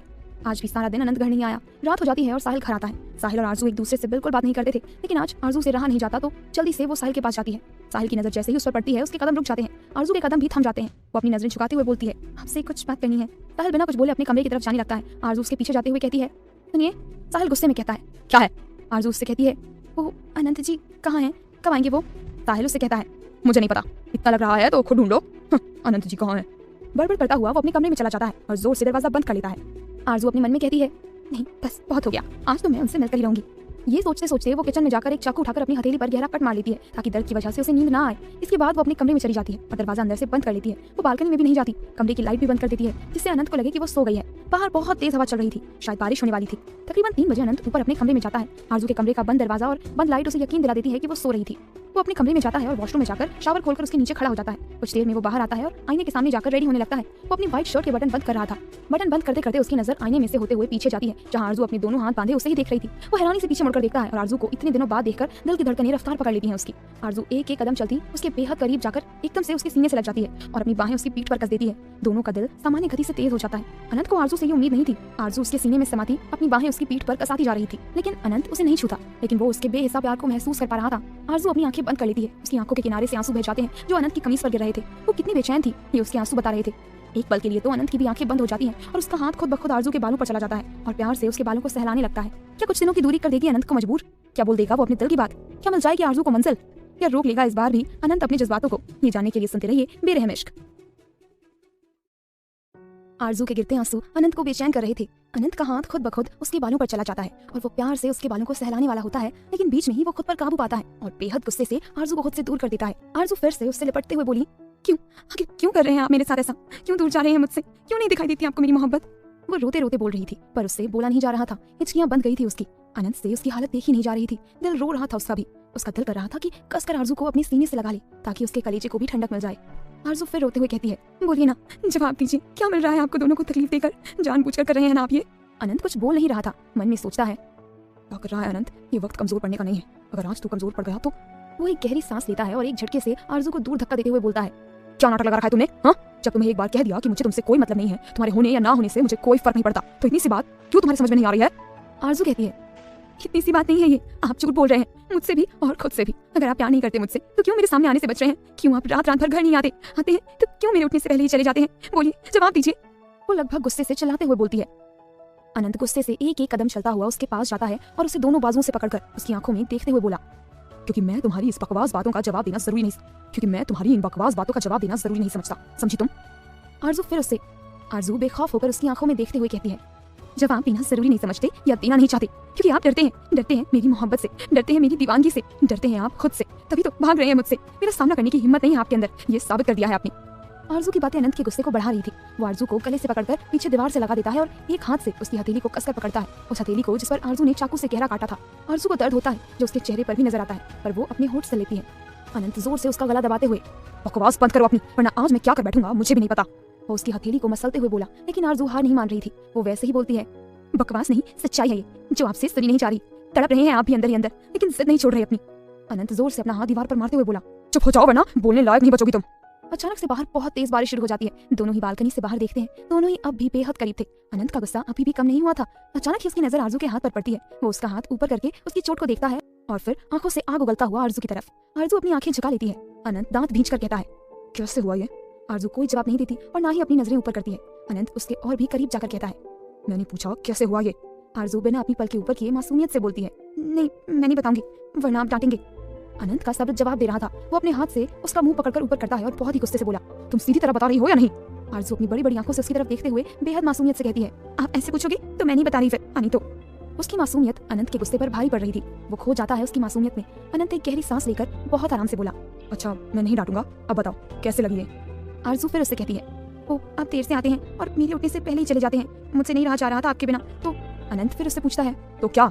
आरजू समझ जाती है कि अनंत को गुस्सा आ रहा है, फिर भी वो हिम्मत करके बोलती है, तो मैंने चाकू से कट कर लिया ताकि मुझे नींद ना आए। ये कहकर वो कसकर अपनी आंखें बंद कर लेती है। इस वक्त वो बहुत ही प्यारी लग रही थी। अनंत एक झटके से उसका चेहरा देखते हुए मन में सोचता है, वही हो रहा है जिसका मुझे डर था। तुम्हारा ये इश्क का जुनून दिन ब दिन बढ़ता जा रहा है, जो तुम्हारे लिए खतरे से खाली नहीं है। अनंत अपनी आंखें खोलकर उसकी तरफ देखता है। आरजू अपनी आंखें खोलकर उसकी तरफ देखती है। अनंत तुरंत अपने चेहरे के भाव बदल लेता है और गुस्से से बोला, पागल हो तुम? ऐसे कौन खुद को नुकसान पहुंचाता है? दिमाग ठिकाने पर नहीं है क्या तुम्हारा? आरजू एक टक उसकी आंखों में देखते हुए कहती है, कैसे हो सकता है मेरा दिल और दिमाग ठिकाने पर? सब कुछ तो आपने ले लिया है। ये दिल जो सिर्फ आपके नाम पर धड़कता है, अगर आज भी आप ना मिलते तो ये धड़कना ही छोड़ देता। अनंत के दिल में हलचल शुरू हो गई थी। आरजू फिर उससे आगे कहती है, ये दिमाग, इसमें हर पल बस आप घूमते रहते हैं, सारा दिन आपके बारे में सोचता रहता है। मेरा सुख, चैन, भूख, प्यास, सब कुछ, और मेरा अब नहीं रहा, सब ले लिया है आपने। अनंत आरजू से दूर होते हुए जोर से कहता है, शट अप, दीवानगी की भी हद होती है। आरजू उसके पास जाते हुए कहती है, नहीं, कोई हद नहीं होती दीवानगी की, कोई हद नहीं होती मोहब्बत की, ये तो बेहद होती है। और फिर आप हद में रहने की बात कर रहे हैं, आप जो हर चीज बेहद करता हो, चाहे वो गुस्सा हो, नफरत हो, सब बेहद। और मुझे यकीन है जिस दिन आप मोहब्बत करेंगे, बेहद ही करेंगे। अनंत एक टक आरजू की आंखों में देख रहा था और आरजू उसकी। अनंत मन में सोचता है, क्यों नहीं समझ रही हो तुम? जब मेरे 4 दिन दूर रहने से तुम्हारा ये हाल है, तो जिस रास्ते पर मैं चल पड़ा हूँ, उस रास्ते पर तो मेरे साथ कुछ भी हो सकता है। तब कैसे संभालोगी खुद को? नहीं, उससे अच्छा है कि तुम अभी संभल जाओ। ये कहकर वो तेजी से कमरे से बाहर जाता है। आरजू भी उसके पीछे जाती है। घर में अभी राजू के अलावा और कोई नहीं उठा था। अनंत तेजी से सीढ़ियां उतर रहा था और आरजू उसके पीछे पीछे जाते हुए बोलती है, मेरी बात तो सुनिए, कहाँ जा रहे हैं आप इतनी सुबह सुबह और इतनी बारिश में? पर अनंत उसकी कोई बात नहीं सुन रहा था और ना ही उसकी किसी बात का जवाब दे रहा था। वो गार्डन की तरफ जाने लगता है, पर आरजू एकदम से उसका हाथ पकड़ लेती है। अनंत घूर कर उसकी तरफ देखता है और अपना हाथ छुड़वाता है, पर आरजू फिर से उसका हाथ पकड़कर बोली, मेरे सवालों के जवाब दिए बिना आप कहीं नहीं जाएंगे। वो पूरे हक के साथ बोलती है। अनंत बेहद गुस्से से उसे पीछे दीवार से लगाते हुए कहता है, अपनी हद में रहो, समझी? तुम बेकार की जिद मत करो और कोई जवाब नहीं है मेरे पास तुम्हारी इन बेकार बातों का। एक ही बात तुम्हें कितनी बार कहनी पड़ेगी? कान खोलकर दोबारा सुन लो, मैं तुमसे प्यार नहीं करता। वो एक एक शब्द पर जोर देकर बोलता है। आरजू की आंखों में नमी आ जाती है, पर इस बार तो अनंत को किसी चीज से फर्क नहीं पड़ रहा था। वो दोबारा से उसके दोनों कंधों को जोर से दबाते हुए बोला, सुना तुमने? मैं तुमसे प्यार नहीं करता, दोबारा मुझे अपनी शक्ल मत दिखाना। ये कहकर वो बाहर चला जाता है। आरजू बारिश में ही उसके पीछे जाते हुए बोली, हाँ, क्योंकि आप मुझे देखेंगे तो दिल में दबा प्यार बाहर आ जाएगा आपका। झूठे हैं आप, झूठ बोल रहे हैं आप। आपकी आंखें बोलती हैं कि कितना प्यार करते हैं आप मुझसे, पर मुंह से नहीं बोलेंगे। अनंत के कदम रुक जाते हैं। दोनों ही तेज बारिश में भीग रहे थे। अनंत पीछे मुड़कर आरजू को देखता है, जो बारिश में भीग रही थी और हल्का हल्का कांप भी रही थी। अनंत उससे कहता है, अंदर जाओ। आरजू कहती है, नहीं जाऊंगी, जब तक आप मेरे सवालों के जवाब नहीं दे देते मैं कहीं नहीं जाऊंगी। अनंत अपने बालों में हाथ घुमाते हुए एक गहरी सांस लेता है और फिर कहता है, जिद मत करो आरजू, अंदर जाओ। आरजू उससे फिर कहती है, जिद तो आप कर रहे हैं, बेकार की जिद। मोहब्बत है तो बोल क्यों नहीं देते? अनंत उसकी तरफ घूर कर देखता है, आप कितना भी घूरिए, मैं नहीं जाऊंगी। तुम समझती क्यों नहीं हो? तबीयत खराब हो जाएगी तुम्हारी। आरजू एक टक उसकी आंखों में देखते हुए, तो आपको क्या फर्क पड़ता है? आप क्यों मेरी इतनी परवाह कर रहे हैं? ज्यादा से ज्यादा मर जाऊंगी ना, तो अच्छा है, मर जाने दीजिए मुझे, या तो मेरे सवालों का जवाब दे दीजिए या फिर छोड़ दीजिए मुझे मेरे हाल पर। अनंत गुस्से से कहता है, ठीक है, मरो, जैसे मरना है, आई डोंट केयर। कहना आसान है और करना बहुत मुश्किल। जब ठंडा पानी सिर से ऊपर जाएगा तो अपने आप अंदर चली जाओगी। मैं कहती भी हूँ और करती भी हूँ। राजू पीछे खड़ा सब देख रहा था। अनंत आंखों ही आंखों में उसे कुछ इशारा करता है, फिर आरजू से बोलता है, ठीक है, खड़ी रहो जब तक दिल ना भरे, लेकिन किसी गलतफहमी में मत रहना कि तुम्हें बचाने आऊंगा मैं। देख लेंगी। हालांकि उसकी हालत अभी से खराब हो रही थी, जो अनंत भी देख पा रहा था। उसे लगता है कि कुछ देर में आरजू खुद ही अंदर चली जाएगी। वो गुस्से से अपनी गाड़ी की तरफ जाते हुए बोला, मरो जैसे मरना है। ये कहकर वो चला जाता है। आरजू वहीं खड़ी बारिश में भीग रही थी। अनंत अपनी गाड़ी एक जगह रोकता है और खुद भी बाहर जाकर भीगने लगता है। आरजू को भीगते हुए 1 घंटा हो जाता है, पर वो टस से मस नहीं होती। अनंत भी वहीं खड़ा बारिश में भीग रहा था।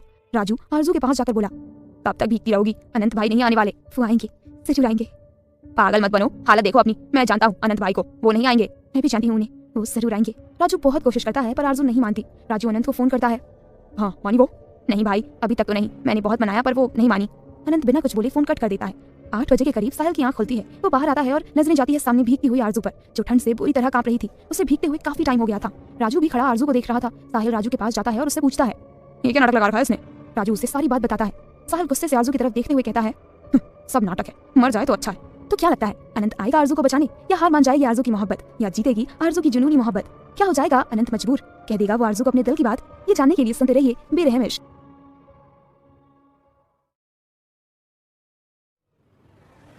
साहिल आरजू को भीगते हुए देखता है, सब नाटक है, मर जाए तो अच्छा है। दिन ब दिन इसके नाटक बढ़ते ही जा रहे हैं। ये कहकर वो सिगरेट जलाकर अपने होठों पर रख लेता है और अपने कमरे में चला जाता है। आरजू की हालत खराब हो रही थी और बारिश भी बहुत तेज थी। उधर अनंत भी जब से बारिश में भीग ही रहा था, चाहे वो आरजू के साथ नहीं था, पर दूर रहकर भी साथ पूरा दे रहा था। शायद इसी वजह से आरजू भी अभी तक टिकी हुई थी। राजू अनंत को फिर फोन करता है, हाँ बोल भाई, आरजू की हालत खराब होती जा रही है, पर वो अभी भी नहीं मान रही। आप कुछ कीजिए भाई, ऐसे तो वो। अनंत बिना कुछ बोले फोन कट कर देता है। हालत तो अनंत की भी खराब हो रही थी, पर उसे अपने से ज्यादा आरजू की चिंता थी। वो जोर से अपनी लात गाड़ी में मारता है और बेहद गुस्से से कहता है, तुम समझती क्यों नहीं हो? आरजू की बातें उसके कान में घूमने लगती हैं। समझ तो आप नहीं रहे हैं, जब प्यार करते हैं तो बोल क्यों नहीं देते? जब तक आप मेरे सवालों के जवाब नहीं देंगे तब तक मैं बारिश में भीगती रहूंगी। अनंत अपने दोनों हाथों की उंगलियों को अपने बालों में फंसाकर, क्यों मेरी मुश्किलें बढ़ा रही हो आरजू? हट जाओ पीछे, छोड़ दो मुझे अकेला। जिस रास्ते पर मैं चल रहा हूँ वहाँ मुझे अकेले ही चलना है। आरजू बहुत बुरी तरह कांप रही थी। वो अपने मन में कहती है, नहीं, अगर पीछे ही हटना होता तो अपनी कदम आगे ही नहीं बढ़ाती मैं, और अब तो पीछे हटने का सवाल ही नहीं पैदा होता। बेहद मोहब्बत हो गई है आपसे, बेहद। आप आएंगे, आपको आना ही होगा। अनंत गुस्से से कहता है, मैं नहीं आऊँगा, करती रहो इंतजार। आरजू फिर अपने मन में कहती है, मैं भी इंतजार करती रहूंगी अपनी आखिरी सांस तक, आपका इंतजार।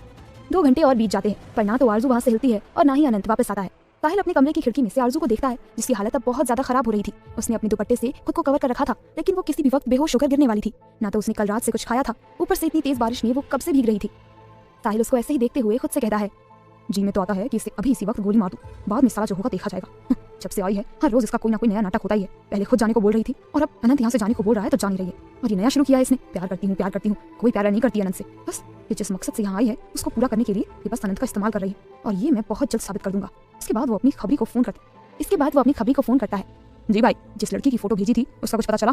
नहीं भाई, मैं पूरी छानबीन।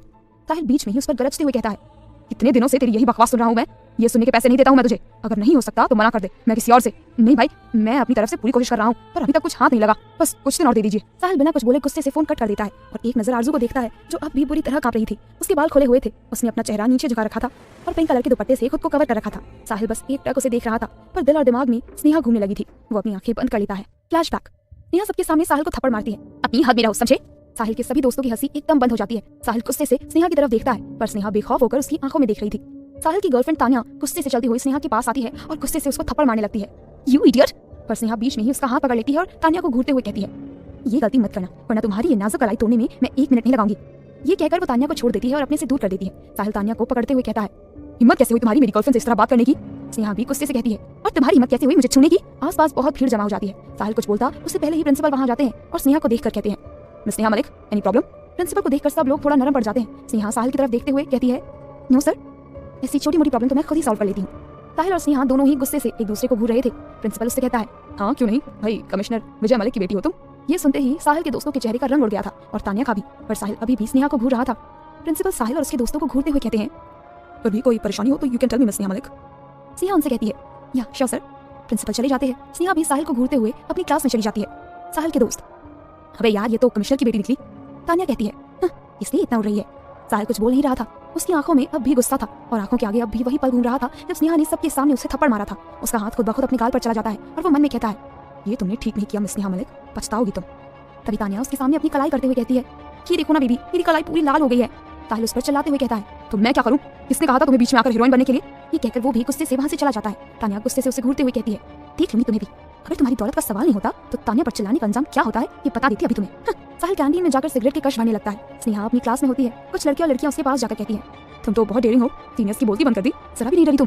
स्नेहा उनसे कहती है, इसमें डरना कैसा, गलत चीज का विरोध तो करना ही चाहिए, फिर हम क्यों इनकी बेकार सी बातें माने। कुछ ही देर में बारिश शुरू हो जाती है। कॉलेज टाइम भी खत्म हो गया था। तान्या तो कब की अपनी गाड़ी में बैठकर घर चली गई थी। स्नेहा भी कॉलेज के गेट पर खड़ी थी। बारिश की वजह से कोई ऑटो नहीं रुक रहा था। वो पूरा भीग गई थी, यहाँ तक कि उसके कपड़े भी उसके बदन से चिपक गए थे। भीगी हुई वो और भी खूबसूरत लग रही थी। सामने अपनी बाइक पर बैठा साहिल, वो भी बारिश में भीग रहा था और एक टक स्नेहा को देख रहा था। स्नेहा की नजर साहिल पर पड़ती है, फिर अपने कपड़ों पर। वो अपने दुपट्टे से खुद को पूरा कवर कर लेती है। काफी टाइम हो जाता है, ना तो बारिश रुकती है और ना ही कोई ऑटो आता है। स्नेहा पैदल ही चलने लगती है। साहिल भी अपनी बाइक लेकर उसके पीछे जाता है। फिर वो स्नेहा के पास बाइक रोकते हुए कहता है, बैठो, तुम्हें छोड़ दूंगा। वो सख्ती से बोलता है। स्नेहा एक नजर उसको देखती है, फिर बिना कुछ बोले आगे बढ़ जाती है। साहिल फिर उसके पास जाकर गुस्से से कहता है, सुनाई नहीं दिया, मैं कह रहा हूँ ना, बैठ जाओ। स्नेहा उससे कहती है, तुम्ही मैं पागल लगती हूँ जो तुम्हारे साथ बैठूंगी? नेवर। अभी थोड़ी देर पहले मैंने तुम्हें चाटा मारा और तुम मेरी हेल्प करोगे? तुम ये चालाकी ना मेरे सामने नहीं चलेगी। ये कहकर वो फिर आगे बढ़ जाती है। साहिल उसे जाते हुए देखता है और मन में खुद से कहता है, पुलिस वाले जैसा ही दिमाग है इसका, शक्की तो होगी। नहीं जाना तो मत जाए, मैं तो सच में हेल्प करने गया था, भाड़ में जाए, मुझे क्या। स्नेहा आगे बढ़ जाती है। ऑटो आता है और वो उसमें बैठकर चली जाती है। साहिल भी अपने घर निकल जाता है। घर पहुंचकर अपने कमरे में जाते हुए वो कहता है, विमला आंटी एक कॉफी लाइए। वो अपने कमरे में जाकर अपने कपड़े बदलता है और बिस्तर पर गिर जाता है। ख्यालों में बस स्नेहा घूम रही थी। अचानक ही साहिल उठकर बैठते हुए कहता है, उसने मुझे सबके सामने चाटा मारा और मैं उसकी हेल्प करने की सोच रहा था। मैं ये मुझे क्या हुआ था? खैर छोड़ूंगा नहीं मैं तुम्हें मिस स्नेहा मलिक, बहुत भारी पड़ेगा तुम्हें ये थप्पड़। वो बिस्तर से टेक लगाकर अपनी आंखें बंद कर लेता है। नजर आती है बारिश में भीगती स्नेहा, जिसने खुद को दुपट्टे से कवर कर रखा था, और उसका वो मासूम सा चेहरा। ओह, वो तो साहिल की आंखों के सामने से हट ही नहीं रहा था। जैसे ही वो अपनी आंखें खोलता है तो नजर आती है सामने आरजू, वो जो बिल्कुल स्नेहा की तरह लग रही थी। वैसे ही खुद को दुपट्टे से कवर कर रखा था, वैसे ही मासूम सा चेहरा। साहिल तो सब भूल कर बस खो गया था आरजू के चेहरे में, क्योंकि उसको आरजू में अपनी स्नेहा नजर आ रही थी। उसका ध्यान जाता है कि आरजू अब बेहोश होकर गिरने ही वाली है। इससे पहले कि साहिल कुछ करता, अनंत एकदम से आकर आरजू को थाम लेता है। आरजू की आंखें बंद हो रही थी, फिर भी उसने अनंत को देख लिया था और उसके होठों पर हल्की सी स्माइल आ जाती है और वो अनंत की बाहों में झूल जाती है। एक पल के लिए अनंत भी सब भूलकर उसको बाहों में भर लेता है और उसे कसकर अपने सीने से लगाकर अपनी आंखें मींच लेता है। साहिल जो आरजू को बचाने के लिए आगे बढ़ रहा था, दोनों को देखकर उसके कदम वहीं रुक जाते हैं। वो दोनों को एक नजर देखकर पीछे हो जाता है और मन में कहता है, और बार मुझे इसमें अपनी स्नेहा क्यों नजर आती है। अनंत आरजू को गोद में उठाकर उसके कमरे की तरफ बढ़ते हुए कहता है, राजू डॉक्टर को फोन किया? राजू उसके पीछे जाते हुए कहता है, कर दिया है, वो बस आती होंगी। बेहोशी में भी आरजू ने कसकर अनंत की कमीज को पकड़ रखा था, जैसे अगर उसने छोड़ा तो अनंत फिर से दूर चला जाएगा। अनंत उसे कमरे में ले जाकर बेड पर लेटाता है। वो आरजू को लेटाकर पीछे होने लगता है, पर हो नहीं पाता क्योंकि आरजू ने अब भी कसकर उसकी कमीज को पकड़ रखा था। आरजू के कांपते होठ उसे बेचैन कर रहे थे। वो धीरे से आरजू के हाथ से अपनी कमीज को छुड़वाता है और पीछे होने लगता है, पर इस बार आरजू कसकर उसका हाथ पकड़ लेती है और बेहोशी में ही बड़बड़ाते हुए कहती है, मत जाइए मुझसे दूर, मैं नहीं जी पाऊंगी। वो धीरे धीरे और अटक अटक के बोल रही थी। अनंत प्यार से उसके माथे पर हाथ फेरता है। जैसे ही वो उससे छूता है, उसे एहसास होता है कि आरजू का माथा बहुत तप रहा है। वो राजू पर चिल्लाते हुए कहता है, अभी तक डॉक्टर क्यों नहीं आई? इतने में डॉक्टर अंदर आते हुए कहते हैं, सॉरी मिस्टर ओबरॉय, थोड़ी देर हो गई। फिर उसकी नजर कांपती हुई आरजू पर जाती है। वो जल्दी से उसका चेकअप करने लगती है। आरजू के गीले कपड़ों को देखकर कहती है, मिस्टर ओबरॉय, इनके कपड़े। अनंत अलमारी की तरफ इशारा करके खुद बाहर चला जाता है। डॉक्टर आरजू के कपड़े बदलती है और उसे इंजेक्शन देती है। फिर अनंत के पास जाकर कहती है, लगातार बारिश में भीगने से इन्हें निमोनिया हो गया है और क्या ये ढंग से खाती पीती नहीं है? बहुत कमजोरी है इनकी बॉडी में। फिलहाल मैंने इंजेक्शन दे दिया है, कुछ देर में होश आ जाएगा। बाकी जितना ये आराम करेंगी उतना ही उनके लिए अच्छा है। बाकी प्लीज इनके खाने पीने का पूरा ध्यान रखिए, मैं कल फिर आऊंगी। ये कहकर वो चली जाती है। अनंत बहुत ध्यान से उसकी बात सुन रहा था। राजू उसके पास जाकर कहता है, भाई आप भी कपड़े बदल लीजिए, मैं आपके लिए चाय आता हूँ। लेकिन अनंत को इस वक्त बस आरजू दिखाई दे रही थी। अपना तो उसे कोई होश ही नहीं था। वो वैसे ही आरजू के कमरे की तरफ बढ़ जाता है। अंदर जाकर वो गेट अंदर से बंद कर लेता है। आरजू अब भी हल्का हल्का कांप रही थी। अनंत कमरे में हीटर चालू करता है और अपनी गीली कमीज निकाल कर एक तरफ फेंक देता है और खुद जाकर आरजू के पास बैठ जाता है और उसकी हथेलियां रगड़ने लगता है। वो बस एक टक आरजू का चेहरा देख रहा था। उसे नहीं पता चलता कि कब वो आरजू के बेहद करीब आ गया है। वो धीरे धीरे आरजू के और भी करीब चला जाता है। आरजू का कांपना अभी भी बंद नहीं हुआ था। वो आरजू को अपनी आगोश में भरकर लेट जाता है और उसे बिल्कुल अपने सीने से सटा लेता है। आरजू चाहे बेहोश थी, पर उसे अपने प्यार के करीब होने का एहसास था। वो बेहोशी में भी उसमें सिमटते ही जा रही थी। तो क्या अनंत कर लेगा आरजू के प्यार को स्वीकार, या इस बार भी हार जाएगा आरजू का प्यार? और ये साहिल की स्नेहा कहाँ है? क्या है कुछ उसका आरजू से कनेक्शन? क्या आरजू सच में प्यार का नाटक कर रही है? ये जानने के लिए सुनते रहिए बेरहम इश्क। अनंत आरजू को अपनी बाहों में भरकर बिल्कुल अपने सीने से सटा लेता है। आरजू भले ही बेहोश थी, पर उसे अपने प्यार के करीब होने का एहसास था, इसलिए वो बेहोशी में भी अनंत में समाती जा रही थी। अनंत का कसाव भी उस पर कसता जा रहा था। धीरे धीरे आरजू बिल्कुल शांत हो जाती है। शायद उसे सुकून मिल गया था। अनंत बिस्तर पर सीधा लेटा हुआ था। उसने अपनी एक बाजू से आरजू को अपनी बाहों में भर रखा था। उसका हाथ आरजू के बालों में था। वो एक टक बस ऊपर छत की तरफ देख रहा था। सैकड़ों विचार उसके दिमाग में चल रहे थे। मन में सोचता है, नहीं ये सही नहीं हुआ, इस हद तक चली जाओगी तुम, ये नहीं सोचा था मैंने। तुम्हारी जिद ने मुझे मजबूर कर दिया वापस आने के लिए। वो अपना चेहरा घुमाकर आरजू की तरफ देखता है, जो किसी छोटे बच्चे की तरह उससे चिपक कर सो रही थी और बेहद मासूम लग रही थी। अनंत आगे बढ़कर उसके माथे पर अपने होठ रख देता है। ना चाहते हुए भी उसकी आंखों के किनारे भीग जाते हैं। उसकी चुमन से आरजू नींद में कसमसा जाती है। अनंत समझ जाता है कि वो नींद से जागने वाली है। वो बहुत प्यार से उसके बालों में हाथ फेरकर उसे वापस सुला देता है। पता नहीं दवाइयों का असर था या अनंत के प्यार का। आरजू वापस नींद के आगोश में चली जाती है। अनंत बहुत आराम से उसके पास से उठ जाता है और आरजू को सही से कंबल उड़ाकर अपने कमरे की तरफ जाने लगता है। जाते जाते वो अपनी कमीज भी उठा लेता है। वो कोई भी सबूत छोड़ना नहीं चाहता था, जिससे आरजू को लगे कि अनंत उसे बचाने आया था। वो एक नजर आरजू को देखता है और फिर अपने कमरे में जाकर तैयार होने लगता है। चेहरे के भाव बदले हुए थे, गुस्से से लाल हुई आंखें और चेहरे पर एक तेज दिल में दहक रही थी बदले की आग, जिसमें वो भी अंदर ही अंदर जल रहा था। कपड़े पहनने के बाद वो अपनी गन उठाकर पीछे अपनी कमर में ठूस लेता है और नीचे चला जाता है, जहाँ पहले से ही साहिल उसका इंतजार कर रहा था। अनंत उसकी तरफ देखकर बोला, माल तैयार है? साहिल, सब कुछ सेट है। अनंत कहता है, तू गाड़ी में बैठ, मैं भी आया। साहिल बाहर गाड़ी की तरफ चला जाता है। अनंत राजू के पास जाकर बोला, आरजू का ध्यान रखना और उसे बिल्कुल पता नहीं चलना चाहिए कि मैं उसे बचाने आया था, और कैसे भी करके उसे खाना और दवाई दे देना, ये तुम्हारी जिम्मेदारी है। राजू कहता है, भाई एक बात पूछूं, जब आप उनकी इतनी फिक्र करते हैं तो फिर? अनंत गहरी सांस लेकर बोला, कुछ सवालों के जवाब नहीं होते। ये कहकर वो बाहर चला जाता है। रात होने वाली थी। आरजू आराम से सो रही थी। उसका बुखार भी उतर गया था। इस वक्त वो सपना देख रही थी कि जो भी उसके बेहोश होने के बाद हुआ, वो सब उसे हल्का हल्का दिखाई दे रहा था। उसे दिखाई देता है कि वो बेहोश होकर गिरने वाली थी। तभी अनंत ने आकर उसे अपनी बाहों में भर लिया। इसके बाद वो एकदम से उठकर बैठ जाती है और बोली, अनंत जी। वो उठती है और अपने आसपास देखती है, पर अनंत उसे कहीं नजर नहीं आता। फिर खुद को अपने कमरे में पाकर अपने बदले हुए कपड़े देखकर मन में सोचती है, मैं यहाँ, और अनंत जी कहाँ है? मैं यहाँ कैसे आई? वो अपनी आंखें बंद कर लेती है। उसे याद आता है कि उसके बेहोश होने से पहले अनंत आया था और उसे अपनी बाहों में भर लिया था। फिर वो मन में खुद से कहती है, वो आए थे मुझे बचाने के लिए, वो आए थे। मतलब उनको फर्क पड़ता है, मेरे होने या ना होने से फर्क पड़ता है। मतलब वो भी मुझसे प्यार करते हैं, बहुत प्यार करते हैं मुझसे। वो खुश होते हुए ये सब सोच रही थी, यहाँ तक कि उसकी आंखों में आंसू भी आ गए थे। पर वो आए थे तो अब कहाँ हैं? वो उठकर बालकनी में जाकर देखती है। बारिश तो अभी भी हो रही थी, तो फिर वो कहाँ जा सकते हैं? उनके कमरे में जाकर देखती हूँ। ये सोचते हुए वो अनंत के कमरे की तरफ जाने लगती है। जैसे ही वो अपने कमरे का दरवाजा खोलती है, तभी एकदम से राजू आ जाता है, जिसके हाथ में खाना था। राजू आरजू को देखकर बोला, अरे तुम कहाँ जा रही हो? चलो अंदर चलो, डॉक्टर ने तुम्हें सिर्फ आराम करने को बोला है। आरजू मन मानकर वापस अपने बिस्तर पर जाकर बैठ जाती है। राजू उसके सामने खाने की प्लेट रखते हुए बोला, चलो अब जल्दी से खाना खाओ, फिर दवाई भी लेनी है। आरजू उसकी बातों को अनसुना करते हुए बोली, राजू भैया, अनंत जी कहाँ हैं? वो वापस चले गए क्या? राजू मन में सोचता है। वहीं से पता तो नहीं चल गया कि अनंत भाई यहाँ आए थे।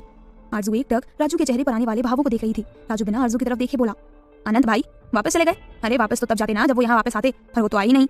आरजू हैरानी से कहती है, क्या वो आए नहीं? राजू फिर कहता है, नहीं तो भाई तो नहीं आए, तुम बेहोश होकर गिर गई थी, फिर मैं तुम्हें कमरे में ले आया, डॉक्टर को फोन किया। आरजू बीच में ही बोली, राजू भैया जब झूठ बोलना नहीं आता तो क्यों बोल रहे हो?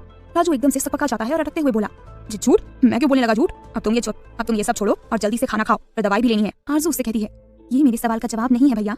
राजू उससे नजरें चुराने लगता है। आरजू बोली, अगर आप सच कह रहे हैं तो बताइए, अनंत जी की कसम कि आप सच बोल रहे हैं। सच में अनंत जी मुझे बचाने नहीं आए? राजू वहाँ से उठते हुए बोला, अरे ये कसम वसम कहाँ से आ गई बीच में, छोड़ो ये सब, तुम खाना खाओ। ये कहकर वो वहाँ से जाने लगता है। आरजू एकदम से उसके सामने जाकर बोली, आपको अनंत जी की कसम? राजू बेबसी से उसकी तरफ देखता है। आरजू लगभग रुआंसी होते हुए बोली, बताइए ना भैया, अपनी बहन पर तरस खाइए और मुझे सच बताइए। मैं वादा करती हूँ मैं अनंत जी से कोई सवाल नहीं करूंगी। राजू उसकी तरफ देखते हुए बोला, पक्का वादा? आरजू, एकदम पक्का। हाँ, आए थे अनंत भाई तुम्हें बचाने। ये सुनते ही आरजू का चेहरा खुशी से खिल जाता है। राजू आगे बोलता है, तुम्हारे बेहोश होने से पहले ही वो आए थे, वही तुम्हें कमरे में लाए थे और डॉक्टर के जाने के बाद वो तुम्हारे साथ ही थे। जैसे जैसे राजू उसे बता रहा था वैसे वैसे आरजू की आंखें गीली हो रही थी। मुझे मना किया था उन्होंने तुम्हें कुछ भी बताने को, पर मेरे से बोलकर गए थे कि तुम्हें खाना खिला दूं। एक बात बोलूं, अगर तुम खाना नहीं खाती हो तो अनंत भाई भी नहीं खाते हैं। मुझे नहीं पता अनंत भाई की ऐसी क्या मजबूरी है जो वो ना तुमसे दूर जा पा रहे हैं और ना करीब आ पा रहे हैं। अब जब तुम इतना सब जान गई हो तो प्लीज उनका ख्याल रखना, ये खाना और दवाई खा लेना। ये कहकर वो वहाँ से चला जाता है। आरजू अपनी आंखें साफ करते हुए वहीं बैठ जाती है और मन में सोचती है, अब तो मुझे पूरा यकीन हो गया है कि आप भी मुझसे बेहद प्यार करते हैं, शायद मुझसे भी ज्यादा, लेकिन आपने खुद को रोक रखा है तो कोई बहुत खास वजह होगी। ठीक है, मुझे मेरे सवालों के जवाब मिल गए हैं, अब मैं आपको परेशान नहीं करूंगी, कभी आपके मकसद के बीच नहीं आऊंगी। अब मैं बस आपका इंतजार करूंगी, सिर्फ इंतजार। लेकिन आपने यहाँ से जाने को बोला तो नहीं जाऊंगी, हाँ नहीं तो। ये सोचते सोचते उसकी आंखें फिर नम हो जाती हैं और होठों पर एक मुस्कान आ जाती है। इसके बाद वो सिर्फ अनंत के लिए खाना खा लेती है। रात गहरा गई थी। अनंत और साहिल कपूर की शराब की फैक्ट्री के सामने खड़े थे और उसे उड़ाने वाले थे, लेकिन इससे पहले वो वहाँ पर बैठे उसके आदमियों को धूल चटा चुके थे। एक आदमी अनंत के पैरों में पड़कर गिड़गिड़ा रहा था, मुझे छोड़ दो, मत मारो मुझे। अनंत उसे बालों से पकड़कर सीधा खड़ा करता है और उसकी जेब से फोन निकालकर बोला, फोन लगा अपने मालिक को। वो आदमी जल्दी से कपूर को फोन लगाता है। एक दो रिंग के बाद कपूर फोन उठा लेता है और अपने आदमी पर गरजते हुए बोला, कितनी बार कहा है कि इस वक्त मुझे फोन मत किया करो। वो अपने से आधी उम्र की लड़की को बाहों में भरते हुए बोलता है। वो लड़की सिसक रही थी। ये कहकर कपूर फोन कट करने ही वाला होता है कि तभी उसे एक जोरदार धमाके की आवाज सुनाई देती है। धमाका इतना जोरदार था कि कपूर के कान के पर्दे हिल जाते हैं। वो जल्दी से उस लड़की को छोड़कर बिस्तर से उठते हुए बोला, ये धमाका कैसा? हेलो हेलो, कहाँ मर गया? हेलो। अनंत फोन अपने कान पर लगाकर बोला, ऐसा धमाका बहुत जल्द तेरी जिंदगी में होने वाला है। किसी अनजान आवाज को सुनकर कपूर बोला, कौन बोल रहा है? तेरा बाप। तभी बीच में साहिल बोल पड़ा, और तेरा चाचा भी। क्या बकवास है ये, कौन हो तुम? हम कौन है ये छोड़, मेरी आंखों के सामने तेरी शराब की फैक्ट्री चल रही है और मैं उसे देखकर अपनी आंखें सेक रहा हूँ, यकीन ना हो तो आकर देख ले। ये कहकर अनंत फोन कट कर देता है। Hello hello. वो जल्दी से अपने कपड़े पहनकर वहाँ से निकल जाता है। अनंत और साहिल भी वहाँ से चले जाते हैं। कुछ देर में कपूर अपनी जलती हुई फैक्ट्री के सामने खड़ा था। उसकी आंखें पूरी तरह गुस्से से लाल हो गई थी। किसकी हिम्मत है ये? मैंने पूछा किसने किया ये? वो आदमी डरते डरते बोला, अनंत ओबरॉय। ये सुनते ही कपूर गुस्से से अपनी पिस्तौल की सारी गोलियां अपने आदमी के सिर में उतार देता है और बेहद गुस्से से बोलता है, ये तुमने ठीक नहीं किया अनंत ओबरॉय, मौत सोचनी पड़ेगी तुम्हारी, वो भी जल्द ही। अनंत और साहिल दोनों घर के लिए निकल जाते हैं। साहिल गाड़ी चला रहा था और अनंत उसके साथ बैठा सीट पर अपना सिर टिकाए अपनी आंखें बंद किए गहरी सोच में डूबा था। ख्यालों में बस आरजू ही घूम रही थी। वो मन में खुद से कहता है, जो हुआ अच्छा नहीं हुआ, आखिर इन सब में तुम्हारी क्या गलती है? तुम खामखा ही मेरे साथ पिस रही हो, प्यार करने की इतनी बड़ी सजा, पर मैं भी मजबूर हूँ, काश तुम समझ पाती। घर पर आरजू बिस्तर पर टेक लगाए मन में सोच रही थी, सब समझ गई हूँ मैं, जरूर आपकी कोई बहुत बड़ी मजबूरी होगी तभी आप मुझसे दूर जा रहे हैं, वरना अपने लिए प्यार तो मैंने भी देखा है आपकी आंखों में। पर अब मैं आपका साथ दूंगी, आपका जो भी मकसद है आप उसे पूरा कीजिए, मैं नहीं रोकूंगी आपको। अनंत भी अपने मन में खुद से कहता है, बात दो आरजू मेरा, मुझे तुम्हारे साथ की बहुत जरूरत है, मैं तुम्हें अपनी ताकत बनाना चाहता हूँ, अपनी कमजोरी नहीं। आरजू भी अपने मन में कहती है, मैं भी आपका साथ दूंगी, आपकी कमजोरी नहीं ताकत बनना है मुझे, मैं हर हाल में आपका साथ दूंगी, बस आप कभी मुझे खुद से दूर मत करना, बहुत प्यार करती हूँ मैं आपसे, बस मेरी आंखों के सामने रहिए, मैं आपके मकसद के बीच नहीं आऊंगी। अनंत भी मन में कहता है, जानता हूँ तुम्हें बहुत तकलीफ हो रही होगी, पर मेरे लिए मेरा मकसद ही सब कुछ है, लेकिन तुम्हारे लिए भी मेरे कुछ फर्ज है, मैं तुम्हें अब और तकलीफ नहीं दे सकता, प्यार ना सही पर थोड़ी सी खुशी तो दे ही सकता हूँ ना। अब से मैं तुम्हें खुद के करीब आने से नहीं रोकूंगा और ना ही तुमसे भागूंगा। आरजू भी खुद के मन में कहती है, अब से मैं आपको अपने करीब आने के लिए या मुझसे प्यार करने के लिए मजबूर नहीं करूंगी, आप नहीं चाहती ना कि मैं आपके करीब आऊँ तो नहीं आऊंगी, बस दूर से देख लिया करूंगी। दोनों ही बंद आंखों से एक दूसरे के बारे में सोच रहे थे। दोनों की ही आंखों के किनारे भीगे हुए थे। दोनों ही एक दूसरे को बेहिसाब प्यार करते थे और अब दोनों ही एक दूसरे की खुशी के लिए जीना चाहते थे। हद करते हैं भाई ये दोनों, अब एक पास आने को राजी है तो दूसरा दूर जाने को। क्या आरजू देगी अनंत के कहने पर अपने प्यार की कुर्बानी? ये जाने के लिए सुनते रहिए बेरहम इश्क, सिर्फ प्रतिलिपि एफएम पर। जहां अनंत ने सोच लिया था कि वो अब आरजू को अपने करीब आने से नहीं रोकेगा, वहीं आरजू ने ये ठान लिया था कि वो अब अनंत के करीब नहीं जाएगी। वो अनंत को खुद से मोहब्बत करने के लिए मजबूर नहीं करेगी। आरजू अभी भी बिस्तर से टेक लगाए मन में सोच रही थी, मैं आपको मजबूर नहीं करूंगी कि मेरे करीब आओ या अपने प्यार का इजहार करो, नहीं, जब तक आप खुद चलकर मेरे पास ना आ जाएं, मैं कभी आपको तंग नहीं करूंगी। पर इसका मतलब ये नहीं कि मैं आपसे प्यार करना छोड़ दूंगी, नहीं, बल्कि आपसे तो हर लम्हा हर घड़ी मुझे और भी प्यार होता जा रहा है। ये सब सोचते सोचते वो उठी और अपने बर्तन उठाकर नीचे जाने लगी।